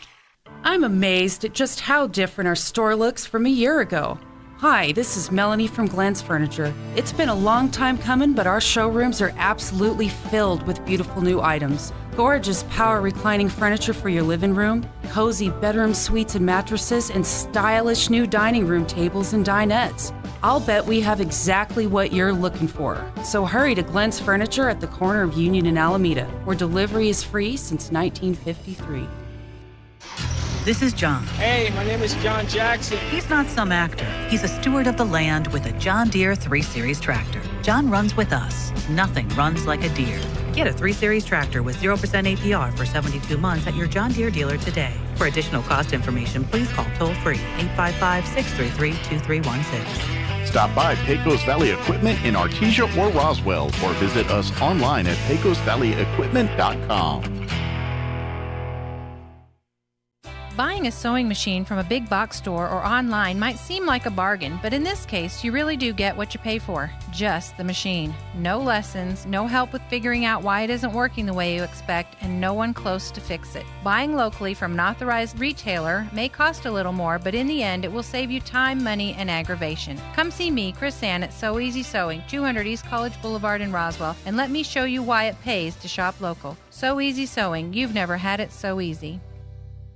If you're missing a tooth or several teeth, a dental implant may be the ultimate solution. Implants look and feel so much like real teeth that you probably forget you have an implant. Maupin and Brown Dentistry is one of New Mexico's most experienced implant providers, with literally thousands of implant patients who are absolutely delighted with the results. Call Maupin and Brown today for an evaluation. You'll be surprised how affordable implants can be. Maupin and Brown, your choice for experienced, state-of-the-art dentistry. Here's a Mornings with Mike Winters fun fact. Alaska is the only state name that can be typed on one row of keys. Go ahead and try typing the other 49 states. We'll wait. Here's Mike Winters. And good morning. Closing in on 10 o'clock. That is going to wrap things up from our end on this Monday morning. If you want to catch the rest of that interview with Superintendent Brian Luck, you can catch that over at ksvptv.com on the Mornings with Mike Winters tab, or on our social media, 106.5 Roswell's Talk FM on Facebook. You can also catch our interview later on today with Miss Nicole Dean and Miss Ana Castillo from Tobosa Developmental Services and Los Pasitos. They're going to have that up on the Facebook page later on this morning. Travis and Sexton on their way to you next. We'll be back inside your radios with Mixmaster Mike bright and early tomorrow morning on A Morning with Mike Winters. Till next time, be seeing you.